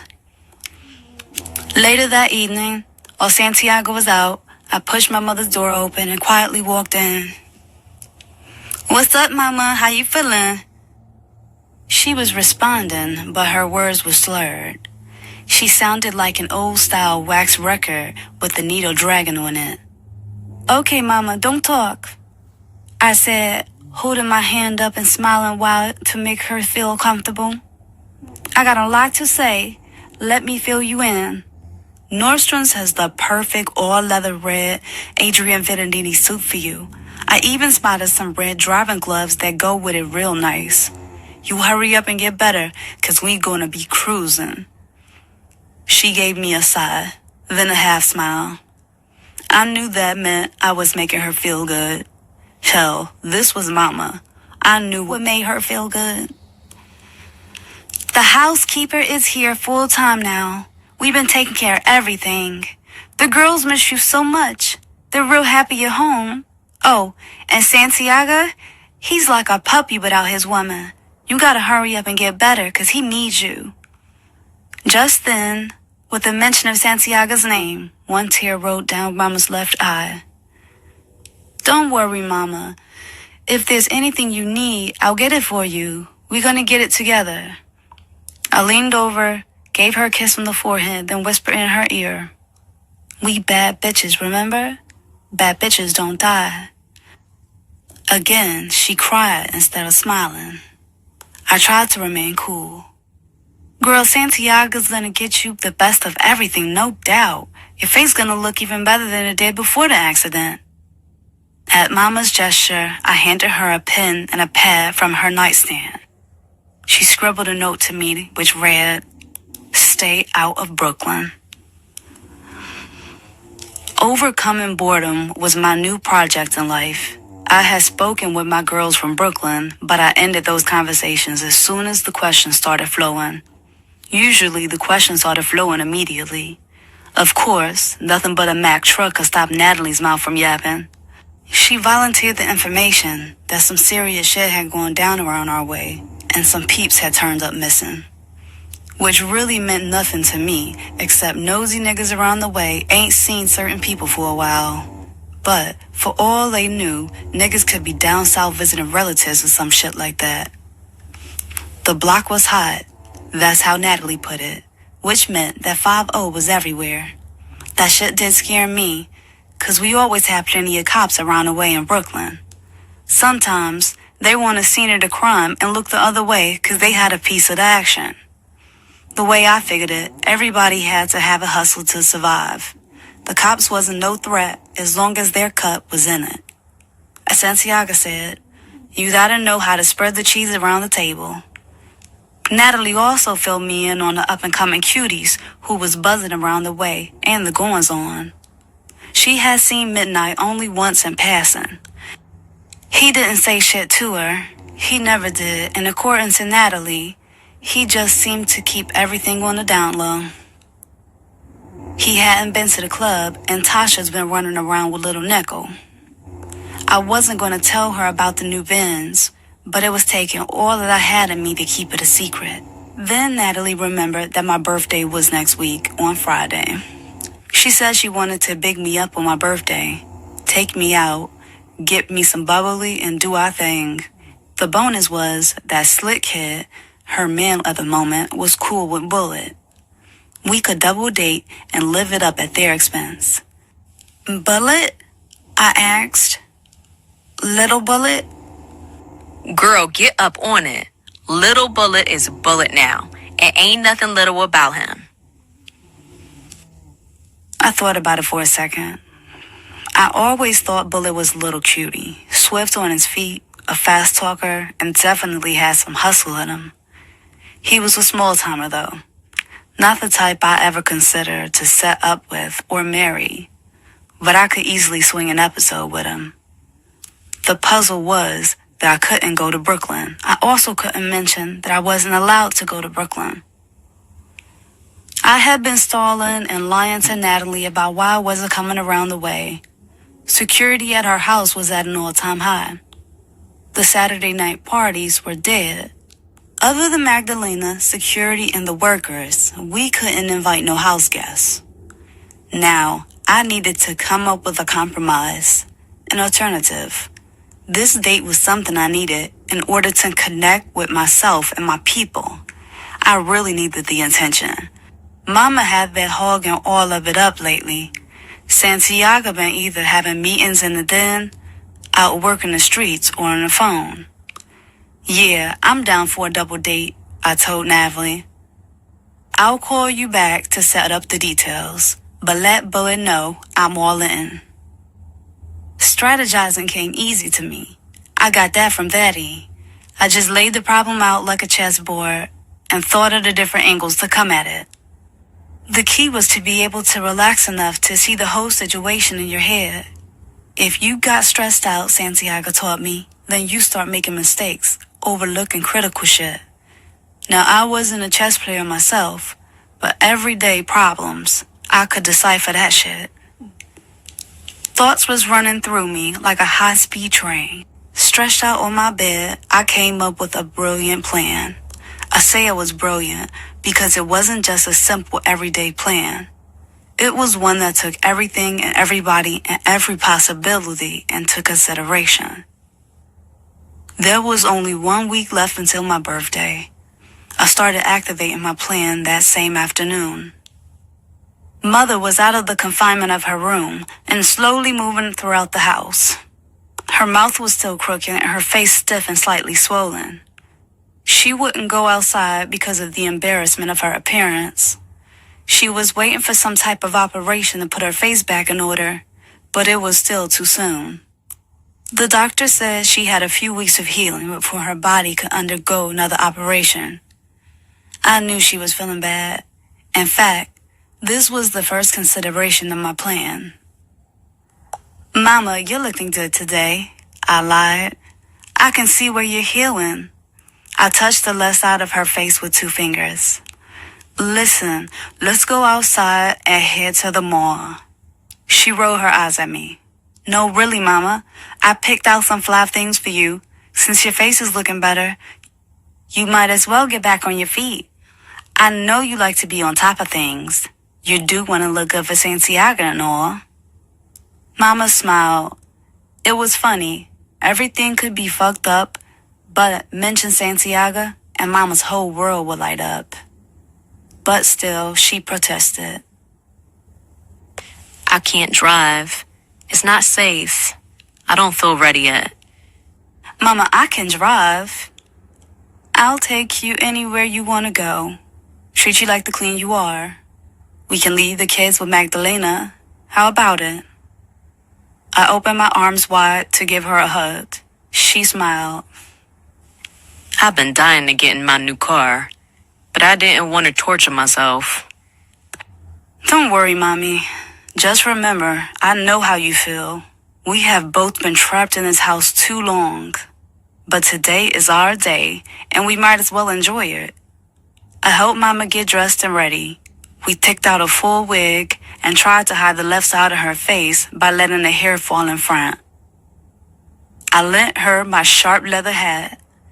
We went outside, cut the red ribbon, and both got high off the smell of the fresh leather interior.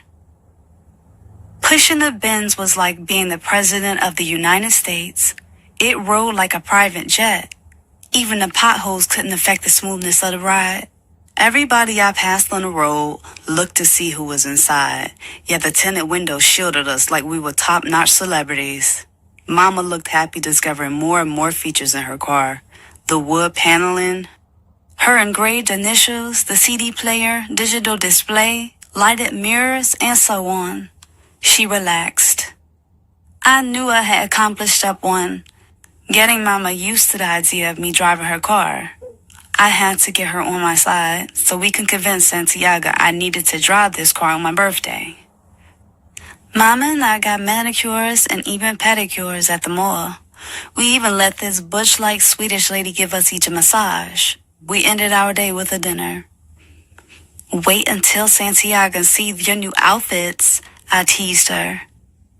He's gonna chase you all around the house. He won't have to run fast to catch me. She teased.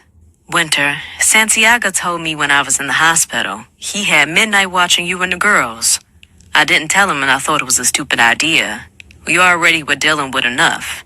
But I wanted to check with you to see what happened. I know how you feel about midnight. I avoided her eyes. Nothing happened, Mama. Not a damn thing. He was everything Santiago wanted him to be. He walked a straight line. I guess I'm not as good as you, Moms. I can't get what I want from that man. He doesn't like me. He likes you. She snapped back. He'd be crazy not to like you. You have everything any man could want. Mama had tears in her eyes again. It doesn't matter anyway.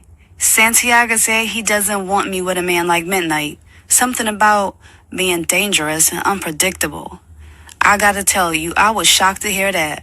All of a sudden, he started talking about I should marry some doctor, lawyer type of guy. Not nobody like him. I guess it's because of what happened to you, Mama. What do you think? If you had to do it again, Mommy, what would you do? Would you have married some engineer or doctor? Mommy cried. Never, never. I love Santiago more than I love my own life. The hell was some other man. Santiago is the only man. He takes care of me. He does everything a man's supposed to do. He has given me everything. If I had to catch a bullet for him, so what? I'd rather they shot me than him. There'd be no sense in living without him.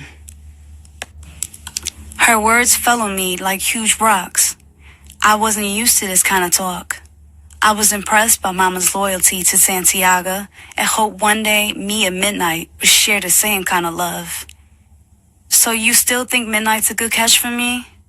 Mama sipped her Coke through the straw and said, He's gorgeous. He is strong.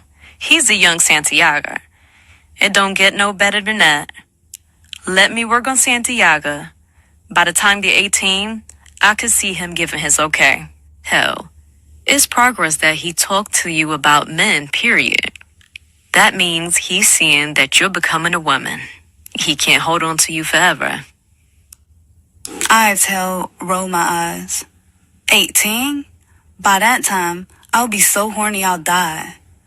We both laughed. You're young. Have fun. It's not like you gotta sit around waiting for midnight. He'll come around. How's he gonna come around when he's in Brooklyn and I'm all the way out here? I'll figure it out. We'll get him up to the house or something. We'll work on it. But you stay out of Brooklyn. Until when? Until Santiago says so.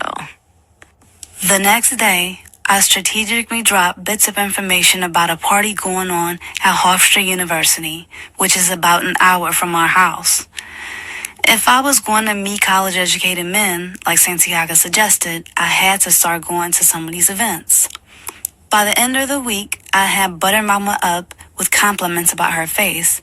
Now she was comfortable with lending me the car on my birthday and allowing me to go to a party at the university. However, I still had to get permission from Daddy to go out at night, even if it was my birthday. Convincing Santiago was always a hard bridge to cross. He just had a natural suspicion about everything. One slight thing triggering his intuition will cause the whole thing to get shut down. I waited in the kitchen Monday night for him to come home. Santiago, how you feeling? I asked sweetly. I'm okay, baby girl. What you need? Who said I need something? You're looking and sounding so innocent. You gotta be guilty or something. He was talking in a joking way. I want to show you something, Daddy. Stay right here. I ran back to my bedroom and returned with my birthday outfit on a hanger. It was a black satin Chinese dress. I held my Joan and David shoes in the other hand. In case you forgot, Friday is my birthday. Have I ever forgotten your birthday? He asked, smiling. Listen, Papa.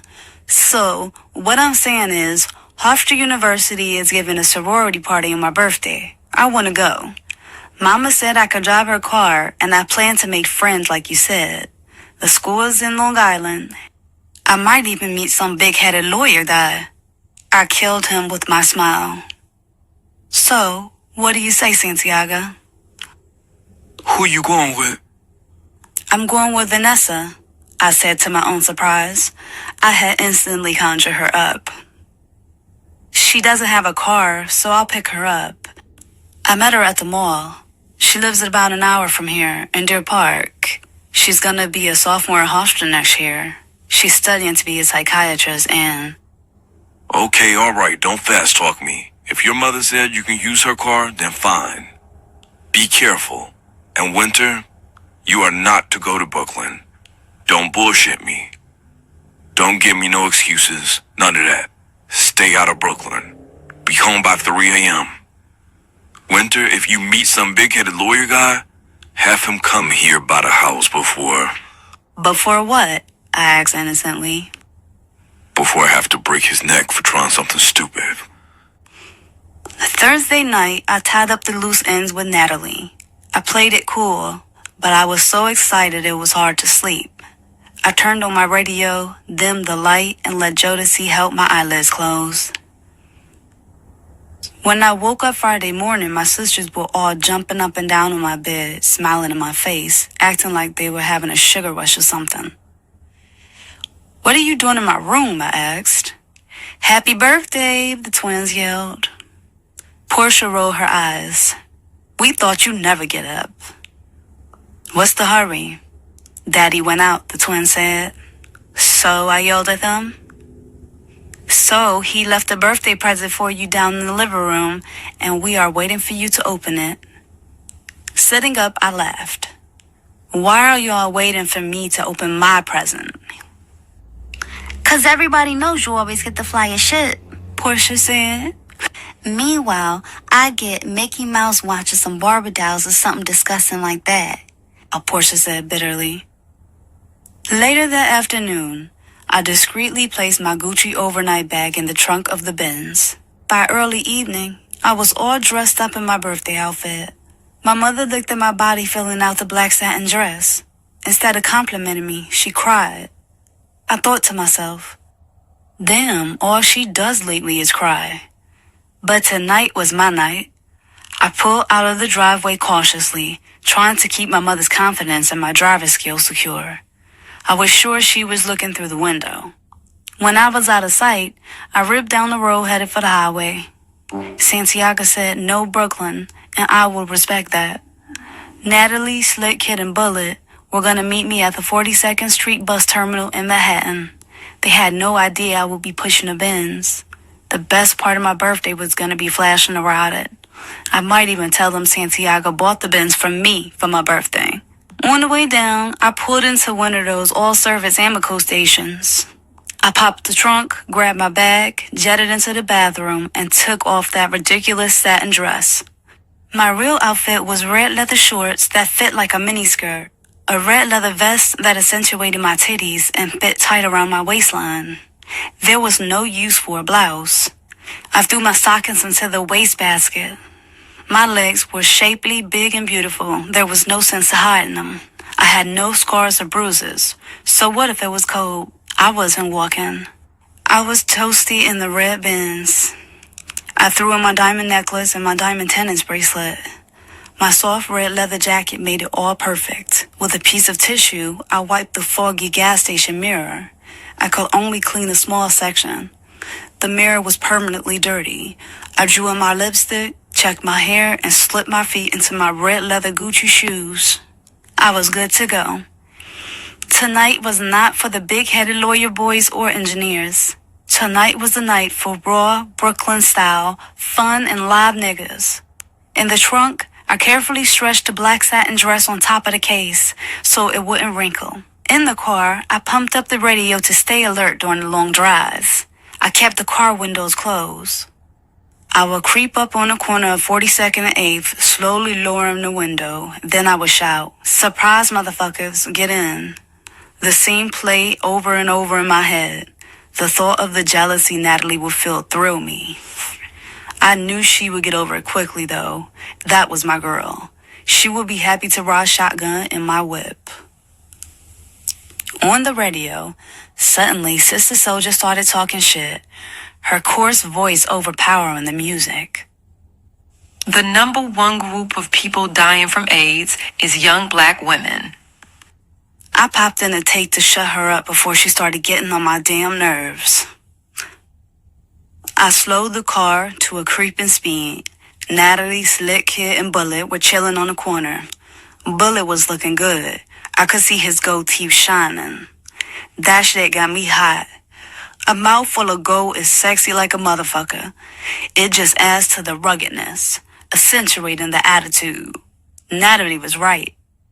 Natalie had on an outfit I saw in Banana Republic the other day.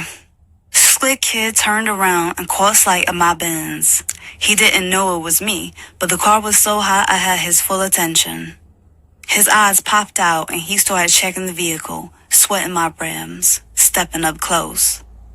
Natalie and Bullet followed. When they got up close to the glass, I lowered the window and said real sexy style, "Y'all waiting for me?" Natalie screams, No, you didn't. Oh, bitch. No, you didn't. I know this ain't your car. Don't even try it. What? Bullet and Slick Kid immediately grabbed the guy on the street who shoots Polaroid pictures and flipped him a 20 spot.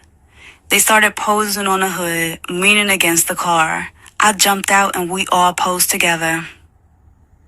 Bullet licked his lips, put his arm around my waist as he said, Let me look at you. He opened his arms and stepped back. I swung my ass around slowly. Big pretty legs. He said, talking sexually, like we were doing it already. He touched my legs with his finger, smiled, and said, No stockings. Nice. Hold on. Where we going? To the club on? Nah, fuck that. Let's go to a quiet spot. I don't want to have to bust nobody's ass tonight for trying to get mines. I'd rather chill with Winter. Let's shoot to the Marriott on 44th and Broadway. Bullet said. Right before we got there, Slick Kid jumped out of the car and picked up some Alizé and Absolute from the liquor store. Slick went into the hotel with Natalie to check in. Me and Bullet sat in the car waiting. I ain't seen you in about a year or so. He said, looking into my eyes. Yeah, that's about right. I was playing shy. Where the hell you been? She ain't doing my business, just like you, nigga. Me never said nothing to me when I lived around the way. Nigga likes his life. He said, referring to Santiago. Then why are you here? I asked sharply. Times changed. Got a little weight on my arm. Don't try to play with me. You wasn't checker friendly either. Whatever. There's no sense in wasting time, I said. 'Cause time I don't have a lot of. You look good to me. I hope I look good to you. I ain't had it in a long time, and I'm ready to bring it together. I was looking him dead in the eye, letting him know I was serious. He leaned over and stuck his tongue in my mouth. He had a strong kiss. For a moment, my head was gone. It seemed like I blacked out. I was kissing him with all the passion locked up inside of me. It didn't really matter who he was. He was a warm body, a masculine body. He could get to feel all of me tonight because I needed it. Natalie was knocking on the window and trying to see in at the same time. Room 609, y'all. Come on up when you're ready. Glad to see we're getting along. We're in 610. She snickered and handed me the key. Natalie headed back into the hotel. We pulled the car around to the valet and headed on up. Bullet poured me a drink of Alizé mixed with Absolute. I sipped on it and felt relaxed. Take your shirt off, I ordered. Let me look at you. He grinned. Oh, that's how you do it, huh? You like to be the boss. He pulled his shirt off. On his shoulder was a tattoo of a gun dispensing a bullet. The heat in me went up a notch. He walked over to turn the lights off. Oh no, I said. I want to see everything. Turn them all on. We ain't got a damn thing to hide. I took off my jacket. I started to unbutton my vest. switched it off and stood in front of him with my young 34D standing upright with extended nipples. I didn't have to say shit. He was all over me in an instant. Do what you feel, I said. I stepped into him and began licking his neck. He didn't taste salty, and I liked that too. A clean body. I slid out my shorts. They dropped to the floor. I began to undo his buckle and went for his zipper. When his pants fell to the floor, his big penis stuck out of his boxers. I jumped to him, wrapped my legs around his waist, and removed his shorts with my feet. Everything was physical the way I liked it. Watching his leg muscles go up and down, watching his ass move got me excited. I rode that dick like a professional jockey. All the energy in my body started running wild and high. Then moved to the center and released. My body shook, then relaxed. I slid down his body onto the floor. Oh, no, you don't. Not until I get mines. He mounted me on the floor doggy style and started giving it to me from the back. The chorus of his grunts and my moans turned me on. It was just a little freaky thing about me.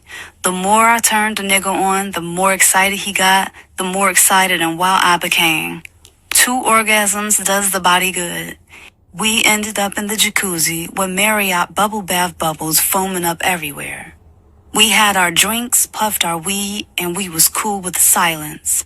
Then, loudmouth Natalie came busting in the room through the connecting door with Slick Kid. Where y'all at?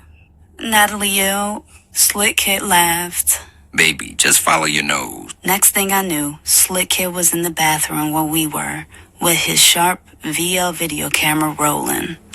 He was cracking up and filming me and Bullet's cool-out session in the tub. Wait a minute. Let me get in it too. You don't mind Winter, do you? She pulled off her shirt and pants and hopped into the jacuzzi with me and Bullet. Slick was laughing and taping us, talking about, Bullet, you a big Willie. Now you got 2 girls.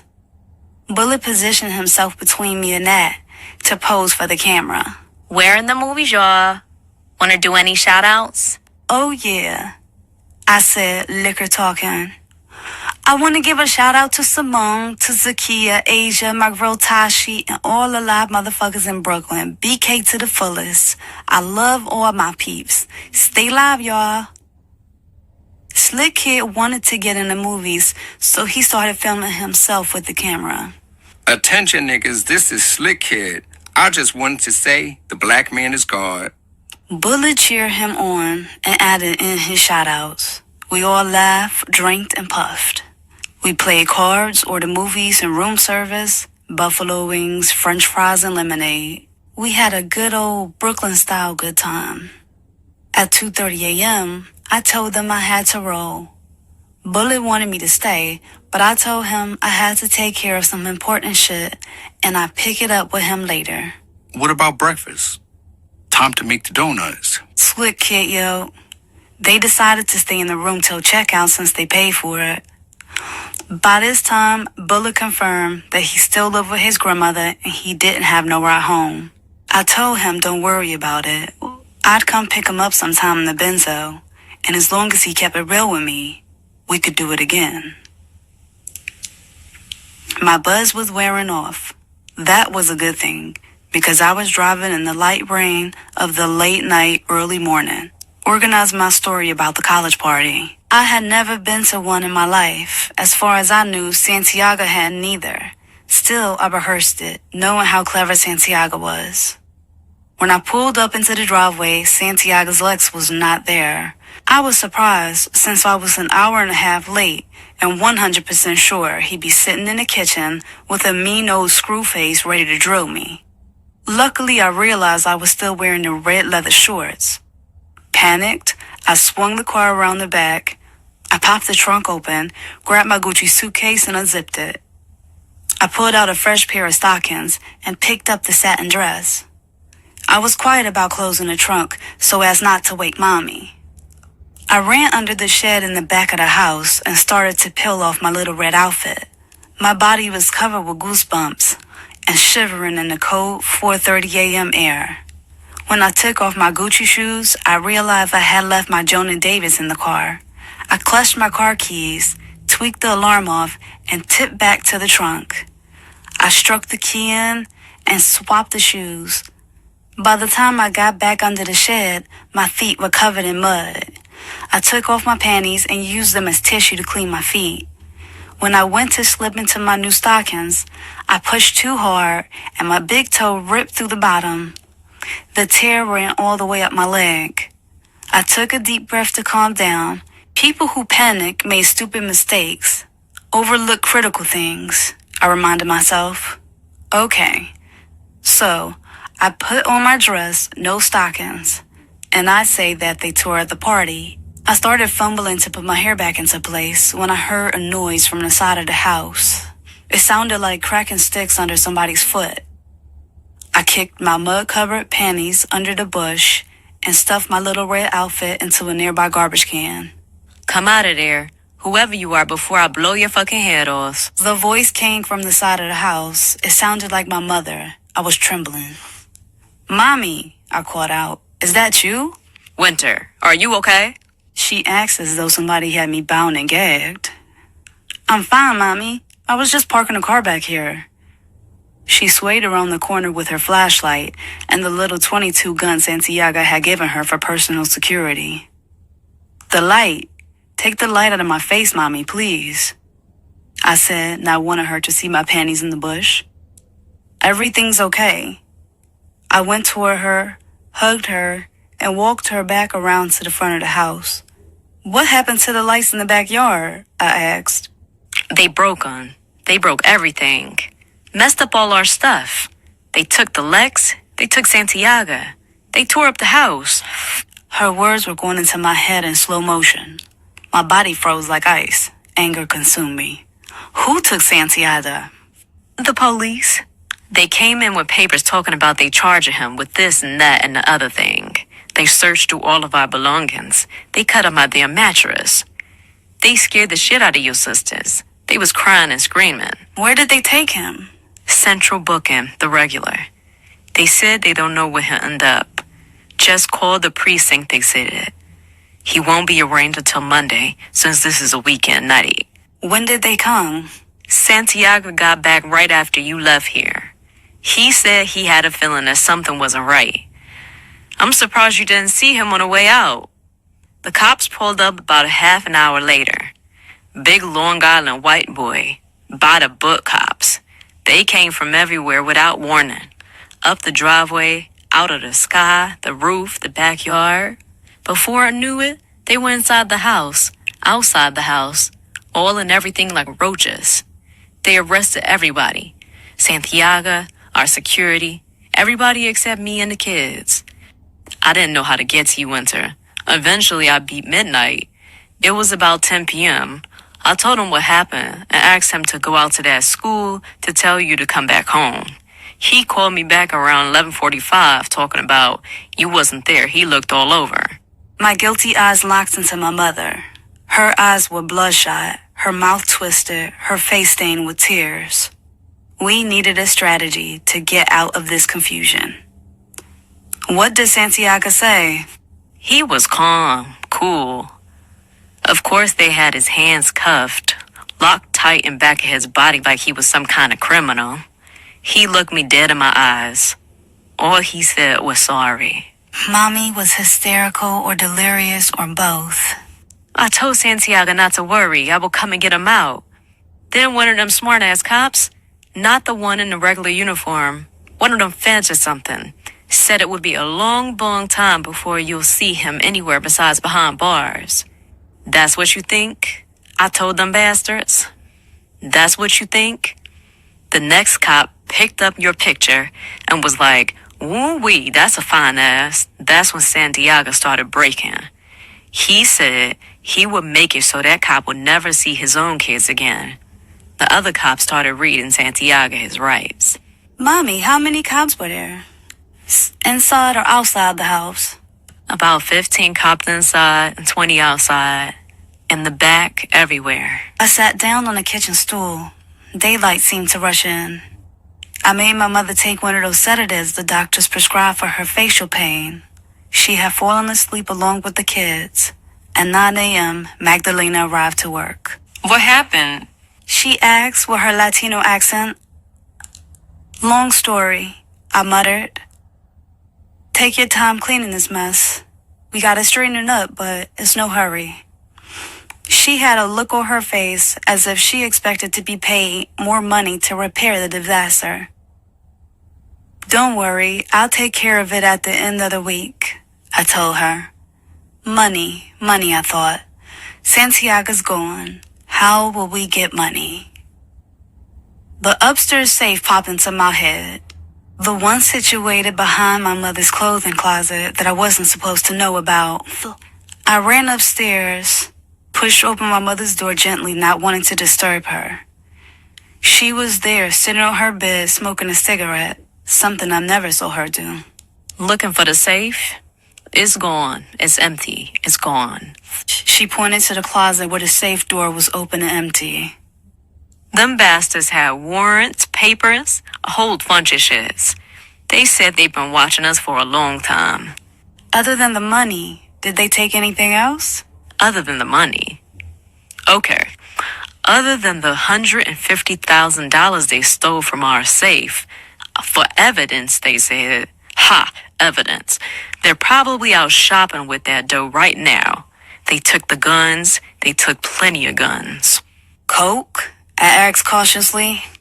None. Santiago had just come back from his runs. Everything he had was already gone. How much money you got? I was afraid to hear the answer.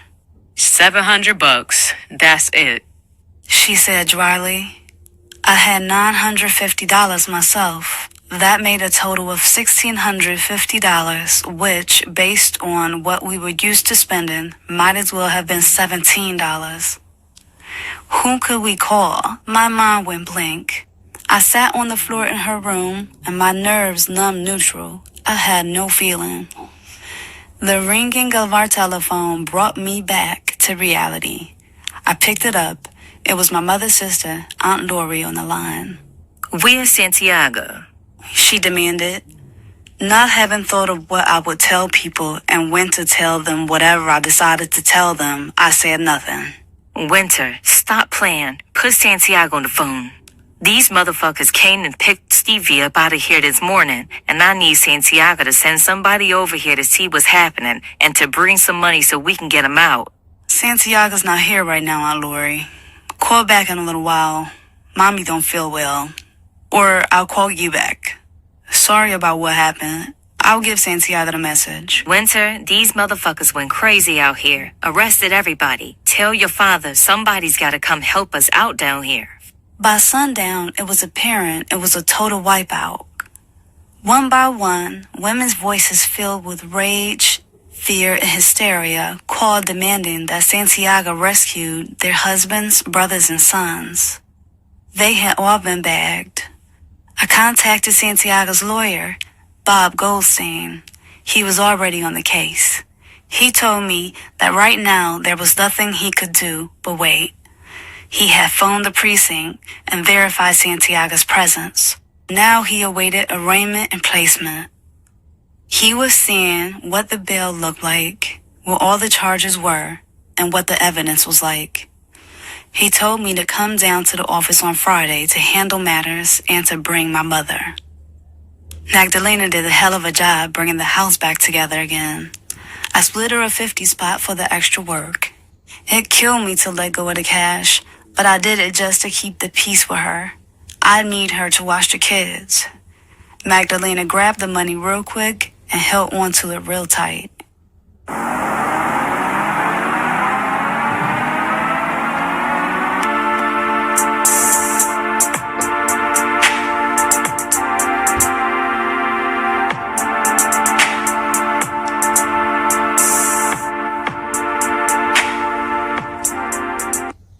Chapter 6. Monday morning, we all was up early and dressed. There was no doubt we would support Santiago at his arraignment. We would show those motherfuckers that family sticks together. My mother put the girls in the back of her car and took the passenger seat.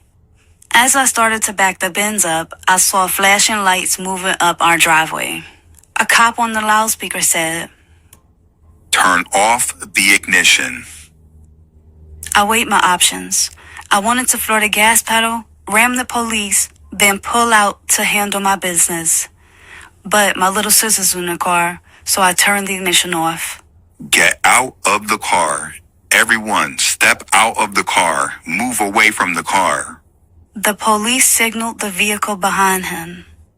It was a police department tow truck. The officer pulled up to my mother and handed her a piece of paper. We are authorized to remove this vehicle, which is now government property. Motherfuckers. This is my car. How the hell you gonna come and take my car? Angry tears shot out of my mother's eyes. You don't have a right to come and take people's shit.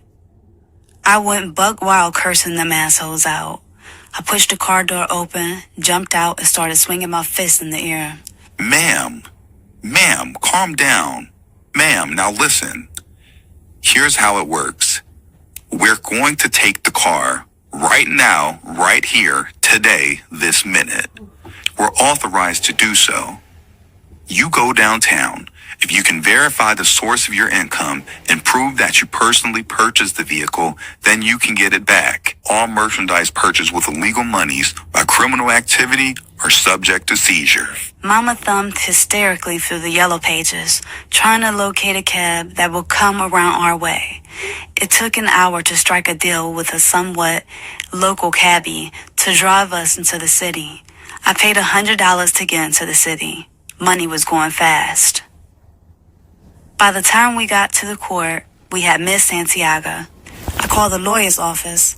His secretary said the lawyer must be on his way back to the office because he was there at the court to represent Santiago earlier that day. I hung up the phone without verbally acknowledging her words. It took damn near all day just to get back to our house on public transportation. Then we had to walk 3 miles to get from the train station to our safety house. Tears didn't have no place in the situation. What would Santiago do, I asked myself. He would think, plan, and not panic. Alright, it seemed to me that we needed to have one big sale to get rid of all our shit in the house and get some money. I never liked it anyway. We could move back into the city, get an apartment or something. I started pacing around my room, randomly pricing things in my head. Who would we sell the stuff to? We didn't know anyone around here. We would straight up have to put an ad in the papers, hang up garage sale signs and directions to our house. Let these people come pick over it and pay way less than they would normally pay in the store. I found Mama in her room. She had busted open a new pack of cigarettes and was going at it. What do you think about a sale? I asked her. We sell all this stuff in the house to generate some cash flow. I want to talk to your father. Seriously, Mama, what do you say? I want to see what your father says. Whatever he wants to do, that's what I'll do. But Mama, we gotta make plans like Santiago ain't here, 'cause he's not. You trying to say he ain't coming back? She acts like a crazy woman. No, I'm trying to say, maybe if we put our heads together, we can have some ideas ready for Santiago. We can go see him tomorrow. I'll know by the morning exactly where he is. The idea of seeing Santiago delighted Mommy, who was starting to seem like an imposter to me. At 9 o'clock the next morning, I was on the phone trying to locate Santiago.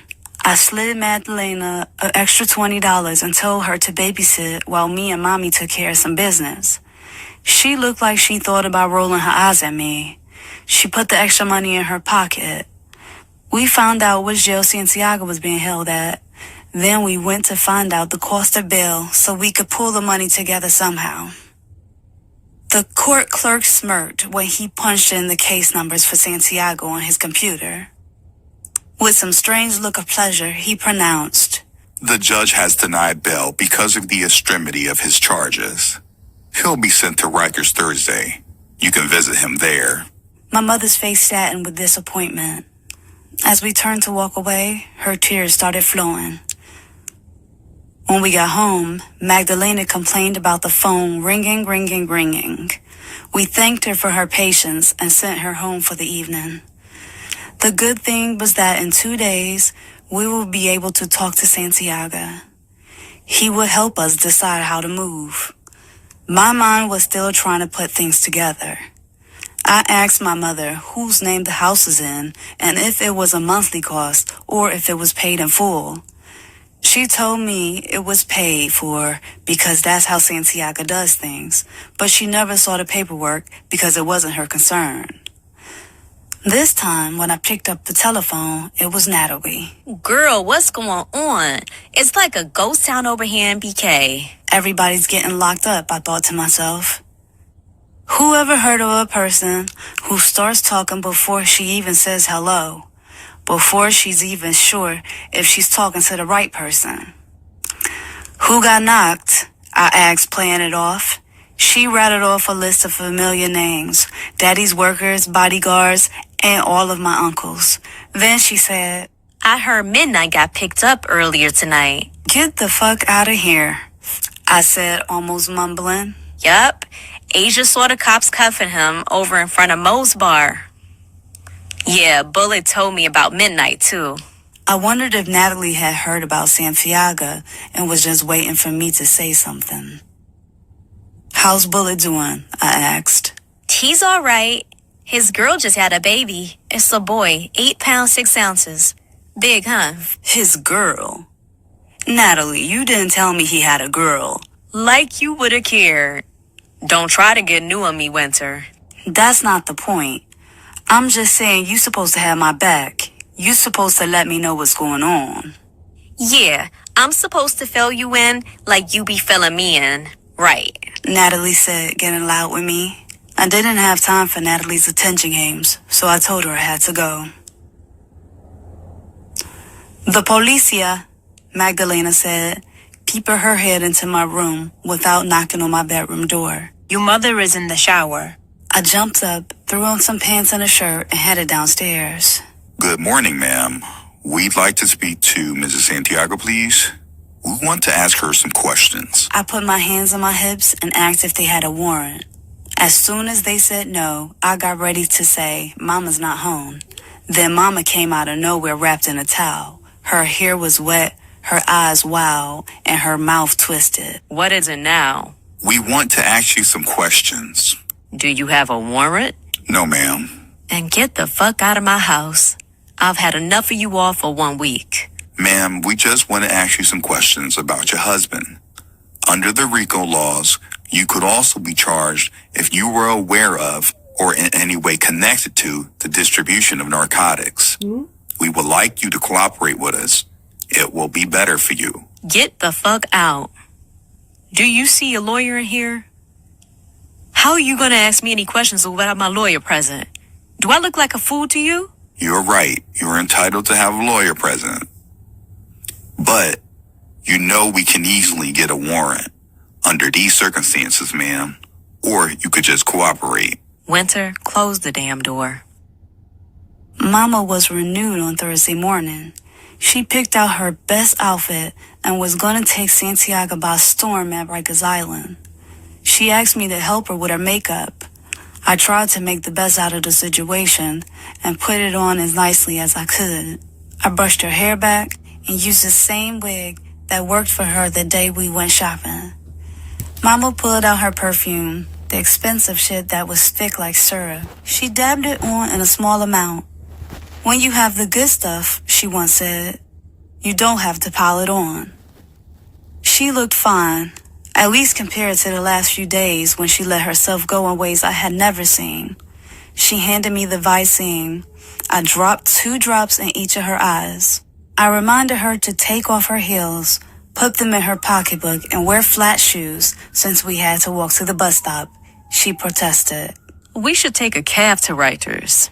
We should really save our money, 'cause we're running low, I warned. We'll save it some other day. Today we're going to see Santiago. Yes, we have a warrant and we're going to run you down for questioning. Announced the same cops from yesterday. They arrived when me and Mama were leaving. As we opened the door to go see Daddy, we were confronted by the two cops. Am I under arrest? My mother asked sarcastically. If that's what we need to have a civil conversation with you. Mama handed me her pocketbooks. Unwilling to cooperate with the police, she stuck on her wrist as if to say, "Take me." The police read Mama her rights, cuffed her, and put her in the car. Magdalena and the girls watched in horror from the kitchen. I stood there shocked and watched them take my mother away. On the way out, the smart-ass cop's partner paused, turned around and hollered to me standing in the doorway. By the way, how old are you? 17.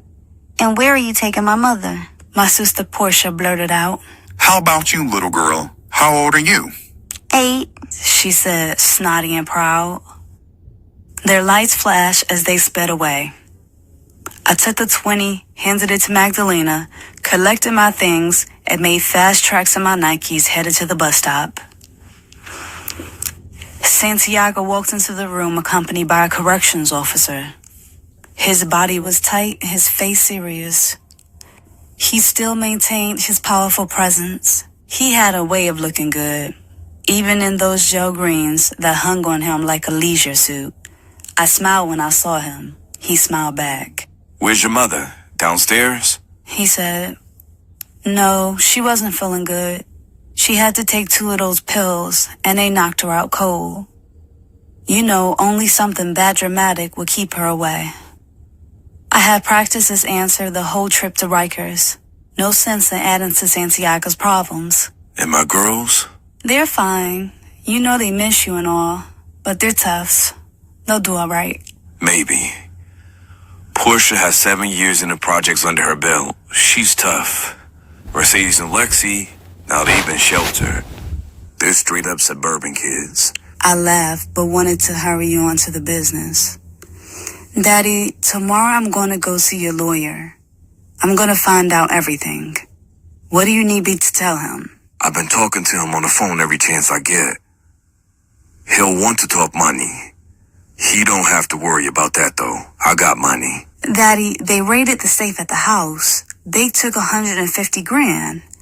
He held his hand up to keep me from talking. Just get a hold of Midnight. He got $50 of mine.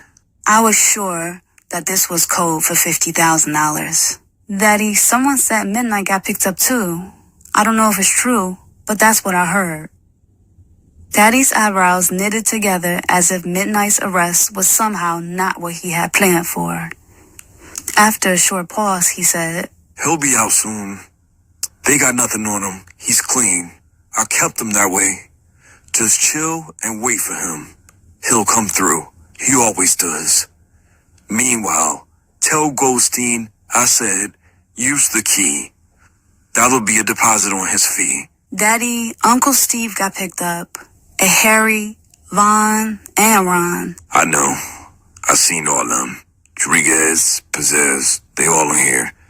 It's like being at home. He smiled. I'm sure more for my benefit than anything. They trying to shake my niggas up, scare somebody until they sing. You know what I mean. I'm alright, Winter. Don't worry about me. It's just Mama you gotta look after.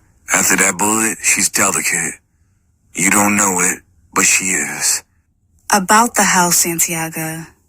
I think we should sell it, you know, so we'll have some money flow. I like your mind.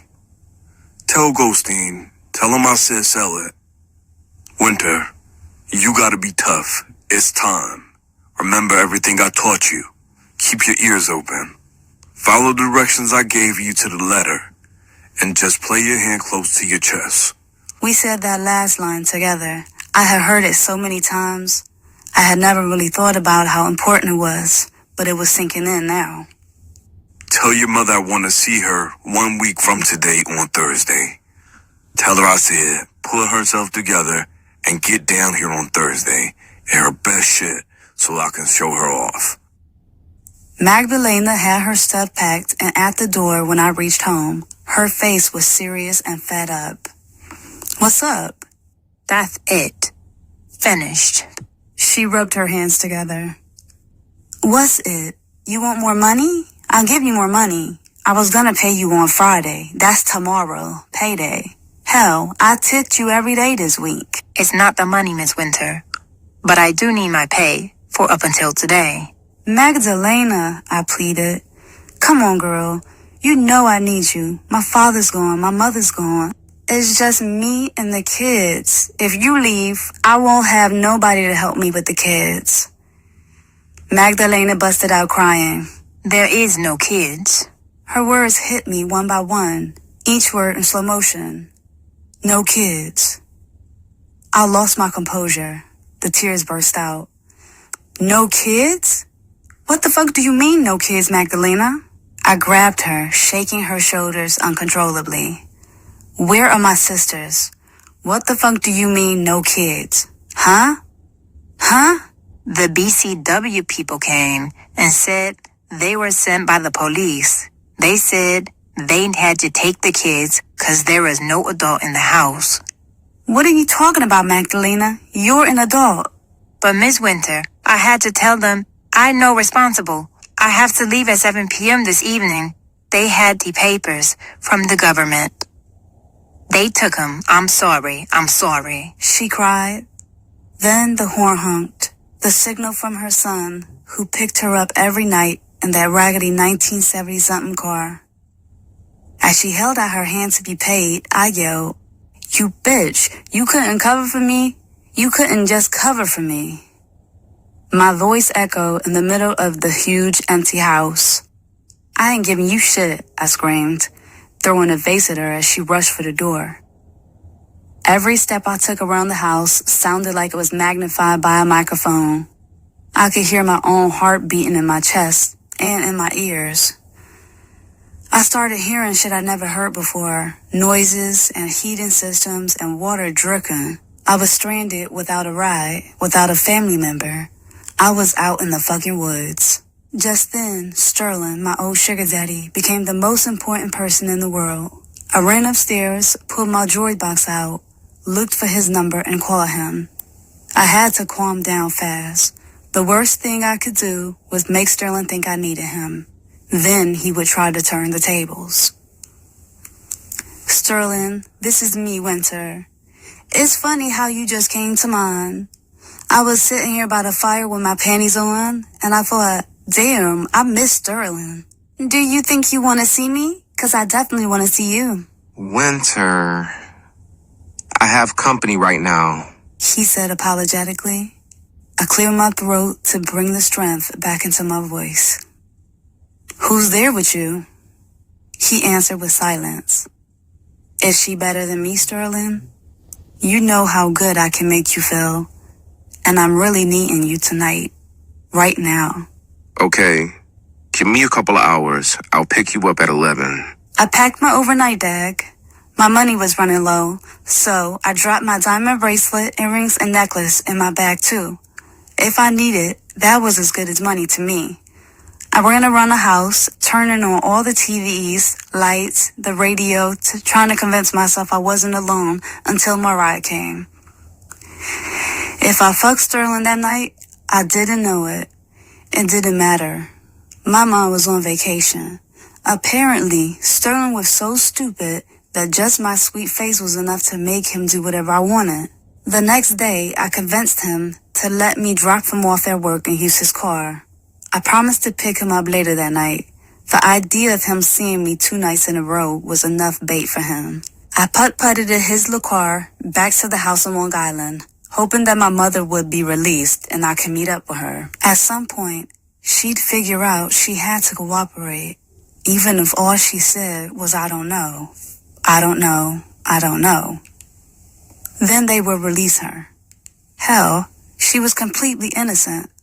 I hated to think of her in jail, especially with her being so fragile. Since when does spending your husband's money become a crime? If there were, more than half of all the women in the country would be locked down. If she wasn't at the house by the time I got there, I'd swing by the precinct. The way I figured, they just have to shake her up.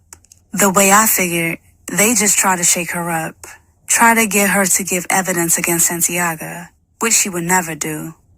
I'd pick up my moms, then we would track down the girls. The driveway to the house was blocked off. It wasn't a regular police car, you know, the kind with a siren. It was one of them, like the DT drives, undercover.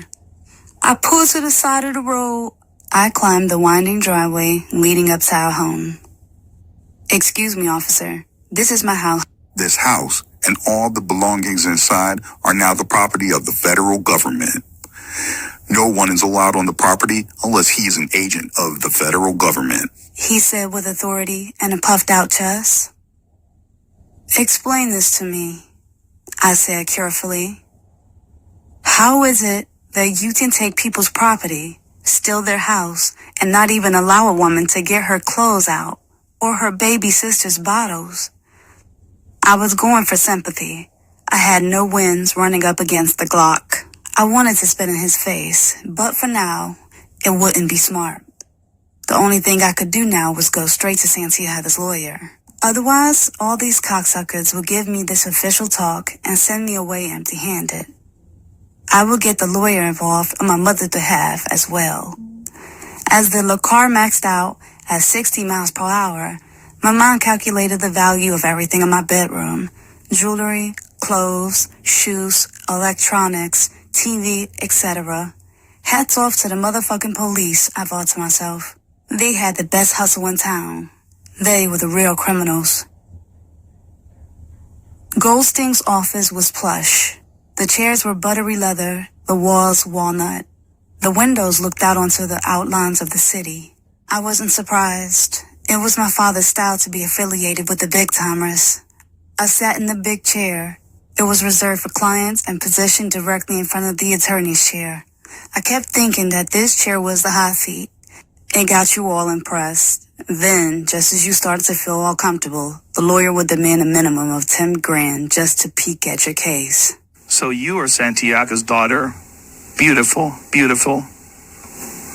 Where is your mother? I thought I told you to bring your mother. He smiled like a gentleman. She's locked up. His left eyebrow raised. He reached on his desk and grabbed one of those legal pads and listened to my whole story. He didn't interrupt me once. Only the lines on his forehead answered. Every now and then he scribbled on the pad. Well now, you got about 5 different matters here. Your father, that's 1. Your mother, that's 2. Your sisters, that's 3. You want me to look into the matter of the house, that's 4. The cars, that's 5. It's going to take a lot of manpower to get this job done. I could feel him setting me up for the kill, fattening me up like a pig before the slaughter. He just wanted the bacon. Right. Santiago says, use the key. He repeated my message from Santiago to himself. Then he muttered something like power of attorney. He found the paper he was looking for in the file. He smiled, told me he'd get to work on all these matters. He would use the key and let me know what else was needed. He asked for my phone number and address. Haven't you been listening? I have no address. I'll be drifting. I'll call you. By the way, he said as I was stepping out of the door. How old are you? 17. Why? Because my best bet is that the Bureau of Child Welfare will be looking to pick you up as well. I can take care of myself. Yes, but according to the law, the state is your temporary guardian until you turn 18 years old. You are a minor. Not to worry, we'll just need to get a hold of your mother to get around this mess. My office will be the meeting point. When I get your mother, I'll bring her here, or at least you can check in periodically with one of my secretaries, and they will be able to tell you where to meet her.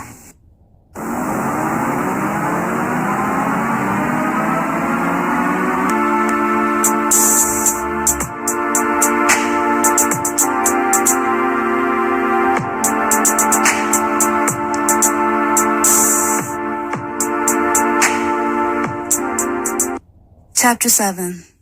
Between the money that I took out of my mother's pocketbook, plus my own cash, I had a total of $1,480. A diamond necklace, a diamond bracelet, diamond earrings, and the clothes on my back. If there hadn't been a flashing pink sign that read diner when I walked out of Goldstein's office, I wouldn't have remembered to eat.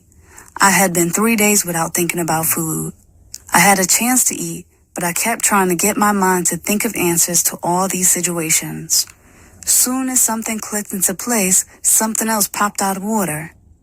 Making a plan was complicated. When would my moms get out? What fee would the lawyer charge? I couldn't come up with a good plan because I couldn't relax.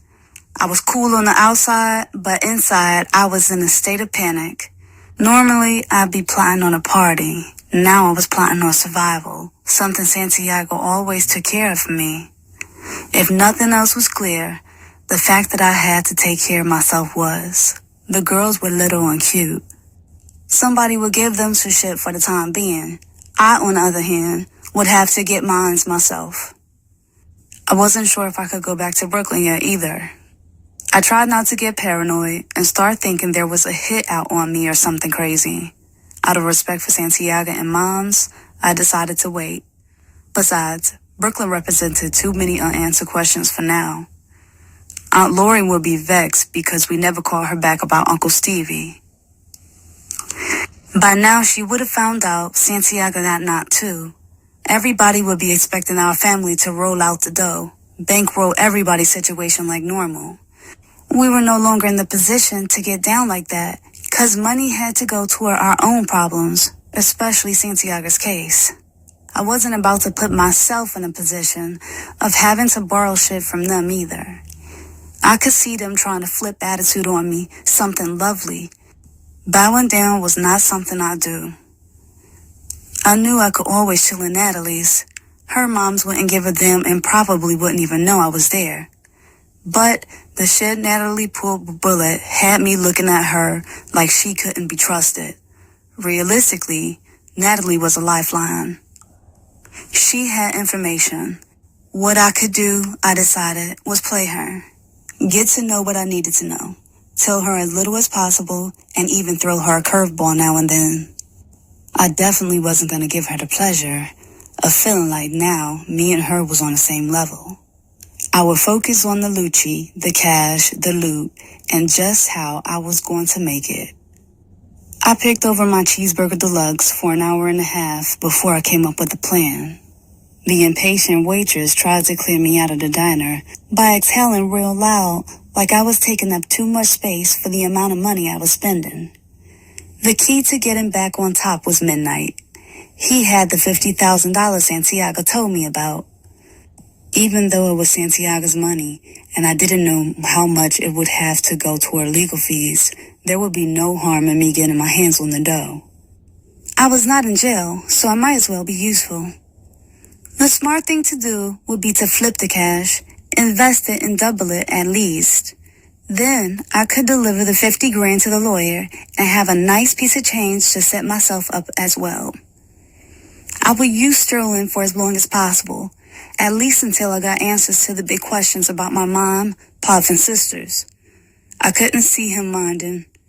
He'd stare at me with those big dumb eyes and be happy I had finally seen the light. Whatever chick he had there before I came last night, she'd just have to wait. Eventually, she could have the man. I just wanted the pockets, the apartment, and access to his little putt-putt to handle my business. Goldstein located Mom swiftly. He told me she was being charged with resisting arrest, insulting, and assaulting a police officer. From his estimation, those charges were just a means for them to hold her for questions about Santiago and his operation. He put in his notification of representation. The court was backed up, and she wouldn't be arraigned until Monday morning. He said this was a good thing because he needed time to get Santiago's safety deposit box at the bank to see the status of things so he could settle the financial matters. He told me he was 98% sure he could get the prosecutor to lessen the charges on Mom, drop them completely, or at minimum, get her out on her own recognizance since she had no previous charges. This way, she wouldn't have to pose a bail. She'd just have to show up at the court date. He sternly told me to call him around 3 o'clock Monday. Things were out of my hands. I had 2 hours before I had to pick up Sterling, so I went shopping. Nothing expensive. The Gap, Banana Republic, basic shit to get me through the weekend and the following week. $300 was the budget I gave myself. Why waste words on Sterling? Know that he was quick to dump the female friend he had over the other night. He was glad I decided to stay with him for the 2 weeks. My parents are out of town. He said he couldn't blame me for not wanting to stay in that big house alone, and that he was happy I chose to spend my spare time with him.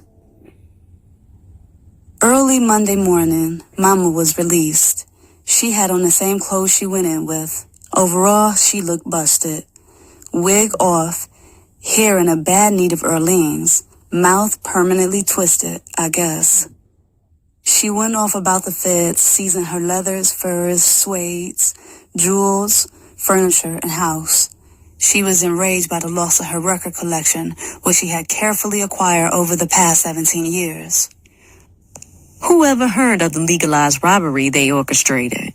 And whoever thinks they can steal my babies got to be crazy, 'cause I'm going to get them back first thing tomorrow when the Bureau of Child Welfare office opens and Magdalena needs her ass kicked. She should have known better than to let some woman in the house who was not in our family. And let me see a motherfucker driving around in my red Benz, sporting my wares. They'll get their ass carjacked right on the spot. Where are you going to live? I asked Mama. She started laughing like the penguin on Batman. Don't worry about me. What else can they do to me? They already shot me in the face. What they gonna do next? Are you going to stay with Aunt Lori?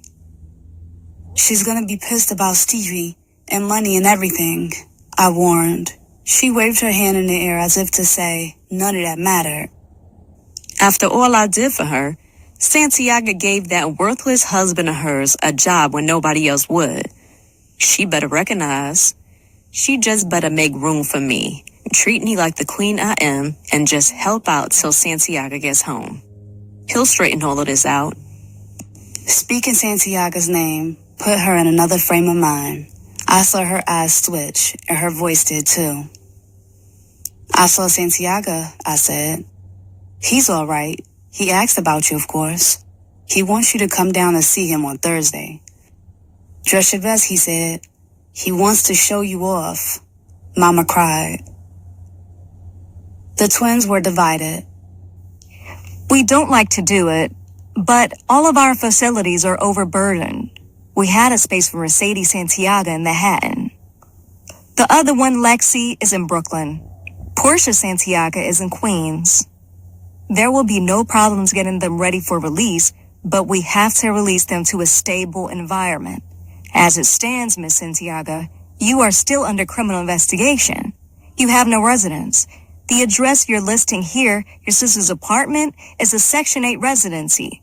This means it must meet federal regulations for living arrangements. Your sister already has 3 children in the apartment. There are only 3 bedrooms. Therefore, it will be a violation of federal codes for us to release 3 more children into this apartment, or even 1 for that matter. Your sister has 1 daughter and 2 sons. Under federal regulations, a male and female cannot share a bedroom together after they reach 10 years old.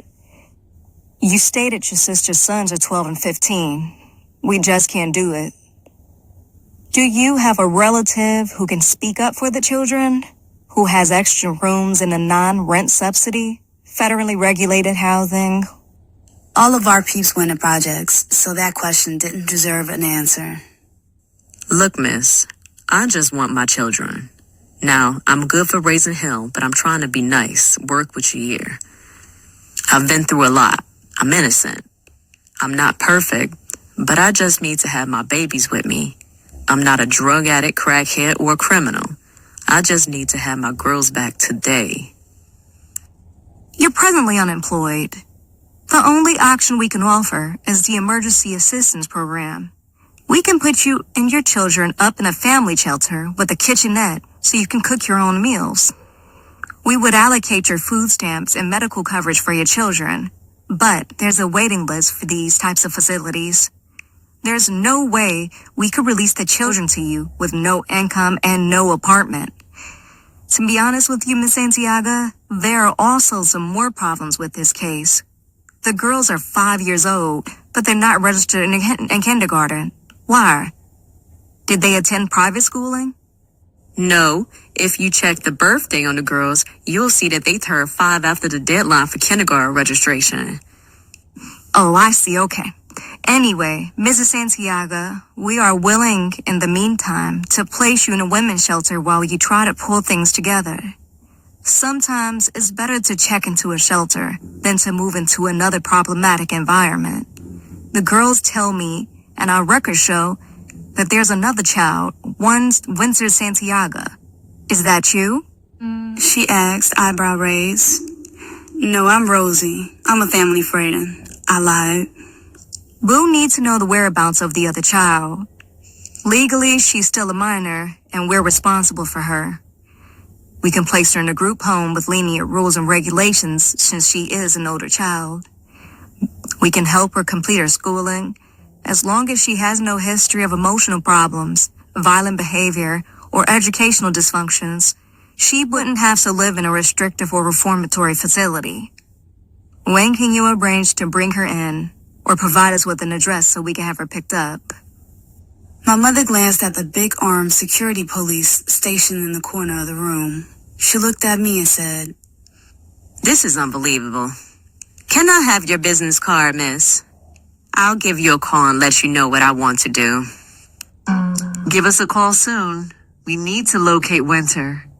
Should I put you on the family shelter waiting list in the meanwhile? My mother lowered her eyes. Yes, but I believe you'll be seeing me in court very soon. I need to get my girls back right away. In Goldstein's office, my mother went off. Goldstein had the confidence of a well-paid elderly gentleman. He let her rattle on and remain courteous. Let's separate the matters. First of all, we're operating with a nut of $50,000. This is what I received from Santiago's safety deposit box. The real money is in his bank accounts, but his bank accounts are all frozen. His business records have all been seized. None of that money will be accessible until after the case is closed. Depending upon the way things unfold, that may never be attainable. Given these circumstances, that's a small nut. Deduct $7,500 from Miss Santiago's case. $7,500 for what? For getting all the charges against you dismissed, Miss Santiago. That wasn't easy. I really had to lean on the prosecutor in Long Island. You could be doing 6 months to a year and a half right now. I'd say your freedom is well worth your money. Wouldn't you agree? But I didn't resist arrest. I didn't assault no officer. How could I have assaulted him when I was already handcuffed? Be that as it may, I took care of everything. My fee is $7,500. The case for your children will require a retainer of $3,000. That's a discount. Family court is a messy matter. A lot of this will depend on whether these cases get separated or not. There are several co-defendants. Some of these cases can drag on and on. It's a little early to discuss. However, if we go into appeals, we're looking at another major set of expenses. You need to be prepared for that. It all depends on how far Santiago wants to take it. What exactly is my father being charged with? I interrupted. The lawyer surrendered one of the folders in Santiago's file. There were 10 sheets of green papers issued by the court. The answer to my question? I said. What is he being charged with? Everything. You name it. Santiago's being accused of it. Conspiracy, murder, weapons, money laundering, tax evasion. It was ridiculous to me. People don't understand Santiago's world. It's business. Nobody kept the drug dealer's business in check but the dealer himself and the team he set up. There has to be punishment for those within the team who test too much and step out of line. There has to be punishment for outsiders who attack the business. Violations have to be responded to. Otherwise, the business don't flow correctly and people try to take advantage. They shouldn't be able to barge into our business and force their rules on us. Not when Santiago knew his workers better than anybody from the outside. Everybody in this game knew what he was dealing with. Nobody forced them into this business. They understood the risks. Besides, the drug dealers helped America to be rich. If it wasn't for us, who would buy the fly cars, butter leathers, and the jewelry? We put so much money into circulation. More than those little nickel and dime paying taxpayers. We employ half the men in the ghetto. Nobody else gave them jobs. So why be a player hater? It was $60,500 that had to go to the lawyer up front. Goldstein already had $50,000. Soon as I tracked Midnight, I'd locate the loot and deliver the $10,500 to Goldstein. I'd have $39,500 to push around and double. Daddy said Midnight would be released. I offered him a partnership since he already knew the business. He'd go for it as long as he got his cut. Mama and Goldstein were closing out their talk. Mama was asking if she could arrange to see the kids at the places they were being held. Goldstein promised to look into the matter. On the way out, I asked Mama, "How was last night at Aunt Laurie's?" It's as cool as can be expected. She keeps asking if Santiago had put any money away for a rainy day. She wants me to know it's raining and she needs cash. What did you tell her? I didn't tell her shit. I just looked at her like this. Mama made a real ugly face and rolled her eyes into her head. I laughed. Mama was becoming a real comedian. After I made this face, she knew the deal. Don't ask me for shit. I never mentioned to Mama that Santiago told me about Midnight having some money set aside. I don't know why I didn't. I just didn't. After repeatedly beeping Midnight, he finally answered my page. Who this? A shockwave shot through my body. Winter. What do you want? Santiago. Where do you want me to meet you for dinner? I'm in Manhattan.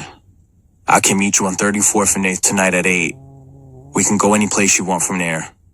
The wind was whipping the pleats of my wool skirt, offering a free peep show to anybody who was looking. I was feeling a little more relaxed in the new suit, though. I knew the money was real tight, but this suit was an investment. If I could walk Midnight into my corner, we could regroup, create a new hustle, and land on our feet like cats. Whatever Midnight decided to do would affect my father and even my own life, but I wasn't about to give him the impression that I was desperate. I wasn't stupid enough to go and try to get my hustle on without the input of a real player.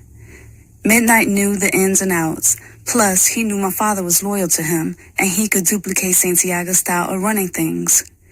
In fact, Santiago could somehow counsel him from the inside. Santiago had stayed on top for so long that Midnight and a few years of working for him had to have learned the secrets to his business. I knew at first me and him would have to squash any beef we had in the past, even though I never understood what the problem was anyway. He acted like me wanting to get with him was a crime. As serious as things were now, I was sure he would see that me and him gotta work together. Otherwise, some lowlives were gonna be happy to watch us sink down to their level. I promised myself not to piss him off. I was gonna stick to business. You called about the money, right? Well, I'll have it for you. Monday morning. Where do you want me to drop it off? Midnight had rolled up to the curb and dashed open the window. He didn't get out of the car. He didn't even say hello, peace, or what's up. I thought we was going for dinner, I said nicely, bugging out on how he was treating me. That was just something to say to keep you from running your mouth on the phone. There's a lot of brothers in jail today because they or some silly girlfriend don't know how to shut up over the phone. I knew what you wanted. I'll take care of it. Meet me on Monday at 1:30 p.m. on the pier outside of Louis' restaurant at the South Street Seaport. He pressed the button and the window closed tight. As his wheels started to roll, I kicked his car with my foot. Wait a minute. Wait a fucking minute. Who the fuck do you think you are? He hit the brakes, reversed, and the passenger window rolled down. Are you crazy? The last thing you want to do is make a scene. Well, I'ma make a movie if you don't show me some respect. Respect? What do you know about that? I saw your naked ass on a videotape sipping champagne with Bullet. Who'd have ever known that Santiago's daughter would be sipping bubbly with the nigga who's working for the other side? While your daddy was being raided by the feds, you were drinking butt naked with the enemy. His words pierced me like knives. I was tongue-tied. I had been part of a setup. My mind tried to reject any blame. I would never do anything to hurt Papa. My chest was heated up. My mouth cranked up and said whatever came to mind. Yeah, I was with Bullet, so what? You got a problem with that? I spent the night in jail behind your stupid shit. That's right. Slick Kid brought the video to Big Mo's to celebrate how much of a fool some small timer like him made of Santiago's daughter. He showed the video on the bar TV at Mo's, Oliver Spot. Wait, we used to run shit. I'm chilling in the back room, doing what I'm supposed to be doing, when Mo comes in the back to tell me what's going on. I come out to the bar area blowing my cover. Here, I'm the only nigga on the team who ain't got pinched by the feds. They ain't got nothing on me, but I gotta sit in the pen for 2 nights for beating the shit out of a little broke-ass nigga 'cause you a stupid bitch. Back off my ride. I'll bring the money to you on Monday. He pulled off. Furious wasn't enough to describe the intensity of my feeling. Below the anger, my thoughts played dodgeball. I ran to the nearest telephone and gave Natalie a call. She picked up. Her usually bold voice was quieted by sleepiness. Yeah? What's up with your man Slick Kid? Oh, forget him. I ain't messing with him anymore. He's ridiculous. So you know that he's been running around showing niggas my ass on a videotape. Don't take it personal. My ass is in that tape too. Why sweat it? We in shape. Niggas can't lie and say they saw some cellulite or stretch marks or nothing like that. Our shit was tight. I should thank the fool. You know how much dick I got sweating me now? His ass was straight up trying to diss me and I flicked it on him. Ha ha, now niggas checking for me. Natalie's calm ran against my fury. So why you didn't tell me Bullet was down with the mother niggas around the way? Oh, that. Bullet's cool. He's getting a little name for himself. He's pulling in the loot. It's just a money thing with him. He ain't got nothing personal against you or your family. He's cool peeps. He really like you. I mean, for real, for real. Yeah, with a wife and a newborn baby. What? Oh, I didn't tell you. Remember Patches from around the way? You know how all the boys in his family got that big hairy black stain on the side of their faces that they be saying is a birthmark? Well, Soraya had that baby, and it had a big ass black hairy mole like Patches. Now Soraya's swearing up and down that it's still Bullet's baby. It's a miracle or something. Bullet's grandmother talking about there's no way her fine ass grandson gave birth to an ugly little something like that kid. Now Bullet looking like a fool. He's all caught up out there, filled Soraya's house up with Toys R Us stuff for the kid and all that. He's standing in the waiting room with the cigars and champagne when Patches Jr. slid out. I overheard Soraya talking to her girl Fatima, who be kicking it with Monica, saying even though Patches is ugly, he can't eat a mean pussy. That's why Soraya kept seeing him on the side. When she got pregnant, she just told Bullet it was his kid, 'cause Patches is broke as hell. She knew Bullet was a good guy and would support the baby. Now I saw Bullet today. He said as soon as Soraya heals, he's gonna go upside her head. He said he knew she was a hoe. He just wanted to be a man about it and represent for the baby that Soraya swore up and down was his. Damn. It was all I could say. Natalie had a way of mixing up and confusing any conversation. Oh, I seen your mother back around our way. She's like a whole nother person. I heard she was supposed to get some kind of surgery to fix her face. Yeah, she'll be alright. I hate to think of my mother walking around all crazy like. Sorry about your father. I knew I needed to hang up. Natalie was just being a nosy ass, digging for more shit to talk about. Oh, Natalie, I gotta go. The cops over here about to throw a ticket on my Benz. I slammed the phone down. A winter white outfit was gonna make me feel alright. The color white for me was like a new beginning.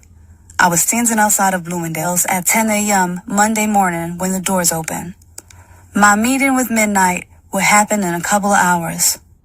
I hoped that time might have cooled Midnight down, making him more reasonable and receptive toward my business deal. My mom's was definitely right. There had to be some love in Midnight's heart for me. He fought Slick Kid for me. What other reason would he have to beat Slick Kid's ass? He went to jail for me, defended my name. My Nicole Miller dress was not that expensive. It was the shoes in the bag that sent the bill soaring. I took a chance at a new hair shop. At least it was new to me. Those girls from the Dominican Republic hooked my hair up lovely. It was a silky long wrap, China-style blunt cut. At 1 p.m., the South Street Seaport was alive. Glasses were clinking, spoons, knives, and forks in action as the lunch crowd flowed in and out. The restaurant was in the open air. You could feel and smell the breeze coming off the East River. I fit